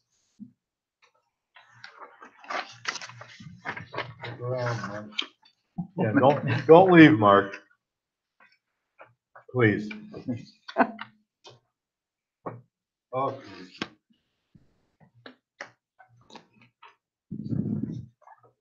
Hey, Jim, yeah. this is Mary. Before we talk about the ADA door at the post office, Yes. that item is in the 2019, 2020 budget. We don't have that in this year's budget. That's another year away. Okay. You want to hear about it or not? All she's saying was we don't have the money available at this time to do the project. Okay. So I guess we're gonna put that on hold. What we want to hear.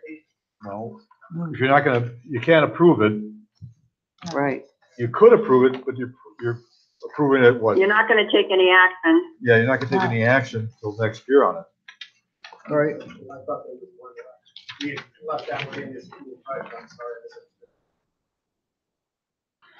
Well, just for your information, it's going to run over $3,000. I had budgeted, so it won't go up too much between now and next year. So we'll put it on hold. Right. Okay, who's handling the Hicks 40-foot boat lift? Me. Go for it. The board received a letter from the new owner, Logan, and his father, I forgot his name, to request or authorization to put in a 40-foot boat lift to assist Hicks Marina as well as themselves. And it would be on the west end of the ramp as you're driving down to launch your boat at the far end of our property or the leased property. What the owner said was they would leave that 40-foot lift should the contract ever be terminated for whatever reasons. My outtake on this is if they're willing to put in a 40-foot lift and leave it when they leave, or should they leave, that would be most beneficial for another lease, should that happen, because that's gonna run probably up to 30 grand. So if they're willing to leave a 30 grand lease or lift there, that would be beneficial for for trailer estates. Yeah. The only way I would agree to it is if we revise their current contract to add it into the current contract. And I think that, I wish I'd have brought the copy of the letter, but I think that's what it said, that it would, the contract would be amended. And I think that's in September, Mary, that this contract. Yeah, Yeah, we will so- amend the contract to include language for that. And they also said that they've already received the permitting and everything else from the county to do that. So I would just like to get a tentative so they could get started to provide those permits to the board at the next meeting for the full approval. But I'd like to kind of say like, yeah, it's pretty much agreed on that you guys can put the lift in. So would we be revising their contract now? Yes, Yes. the one that they're gonna sign in September will include language. So there, Yeah, so we're gonna give them a thumbs up to do a lift now, but we're not gonna put the verbiage in the contract until September? No, we would do an addendum to the contract. Gotcha, okay. The current one, okay. And then when the other contract come up, it'd be fully written into it anyway. Wouldn't be any problem to how far it extends down into the water, into the canal. Well, Sorry. if they're getting their permitting for it. Oh, So Mary, are you gonna write get the addendum to the contract? Yes. Okay. Is there any disagreement? Dwayne, can you, send me that letter so I care about what they're doing? for Sure. the, Not a addendum? problem. Thank you. Thank you. I think she has something. 1 minute. 1 minute. So we have agreement on the 40-foot? Yes. Yeah. Go ahead, Tom, yes. Come on forward. No, she's actually on. Or him? Oh, okay. I'm trying to figure out who's she trying to, okay. Moving forward, the fire code capacity posting? I don't know anything about this, so I'm just the messenger. But the gentleman I was speaking to out there, he's a new resident. And he said that the capacity of the rooms has to be posted. So if this has 200 people as the capacity for this room, somewhere you have to have a sign that says. Is Mark still here? Cause I think Mark's got signs around most of these. If you pull the wall, that wall will tell you on either side what the capacity is. Oh, I didn't know that, so I They're couldn't. in the, rules and regulations, the room capacity. I did tell him that. I told him that. Over at the activity center, I believe that the plaques by the doors say the room capacities on them, I think. What That's why about I the thought- large hall, do you know? I don't know The that. last I knew, every room had a sign posted on the capacity. Now, whether it still does or not, I don't know, but it wasn't You too didn't- long ago. That's why I thought Mark would be an excellent one to check with that. Yeah. Because okay. I know for a fact when you pull those. I got a suggestion. Gentleman you talk to, refer him to Mark. Ask him to talk to Mark. Oh, Okay. okay. That way, Mark can point out to him where the signs are, and we're not spending Yeah. time trying to figure out where they are. Okay. Got it. And if he doesn't, if he wants to put up new signs, tell him to go out and purchase them. We'll gladly put them up if he doesn't feel they're adequate. Okay. Concrete dogs. I'm interested to find out what the hell this is about. Yeah, me too. Well, after all of this today, a concrete dog doesn't seem like much. As much as we have done with the Southeast Guide dogs, they have this huge concrete dog that you can purchase to put in front of your building. Ben Wazel has one, Manatee Players have. People have them all over, and they represent you. You're allowed to decorate them and do whatever and make them whatever to represent your business. So the wood shop and the men's Bible club, they've been asking if we couldn't go and get some donations and see how many donations we would No, get. I got a suggestion. If they want to put it up there, we'll agree to let them do it, but they pay it at their cost. I mean, they're raising the money. They can take some of that money they're raising, and they can put the dog there, and they can decorate it any way they'd like to see fit. But since they're the ones that have been doing all the activity for this, all they need is our approval to go ahead and do it. It's a matter of where, Well, where they'll do you need the want- approval, where Where do they we put want to it. put it? That's the only other issue that we have to resolve. Where would be the most appropriate place to have it? How? Can they make a recommendation on a location? Let them make a suggestion to us where they think it might be appropriate to have it placed, where they would get the recognition that they well deserve for doing it, and it would give community pride to it. Does that make sense? Yep, Yeah. yep. I guess they want to know if we would donate any trailer estates. No. Again, We're gonna donate a project. We're gonna at donate the 10 space. property. I was gonna say, I don't think we're allowed to. I don't, I that's don't my think we fear. can. No. Yeah, see, you can't, that's my problem. I thought that would be the answer. What she said? We We can't. can't. We can't. An independent special district Can't make can't make a charitable donation. donations, and that's basically a charitable donation. That's why we can't. We can donate the space, which isn't really a donation. It's just a space. So you don't Right. violate the law. How much is it, Sandy? Do you know? Pardon me? How much is it? Around 5,000. Oh, there's so many parts to do with $5,000.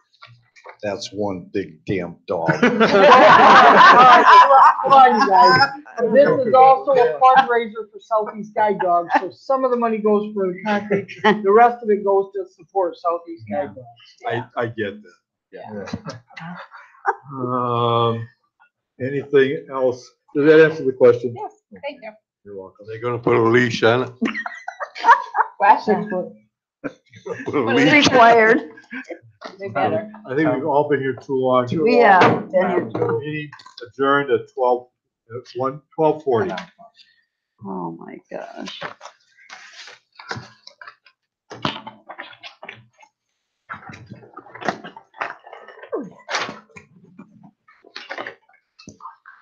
All right, do you have to redo? Do you have to, resubmit those to this?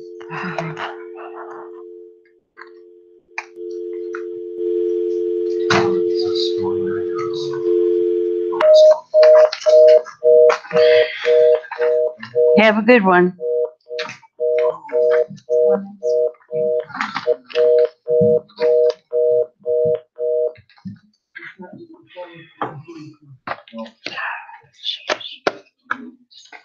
Shut it down. Computer? It should, you should be able, it should have a pause, we can pause it and then Mark can shut it down. It should be self-explanatory, but I don't know that for sure.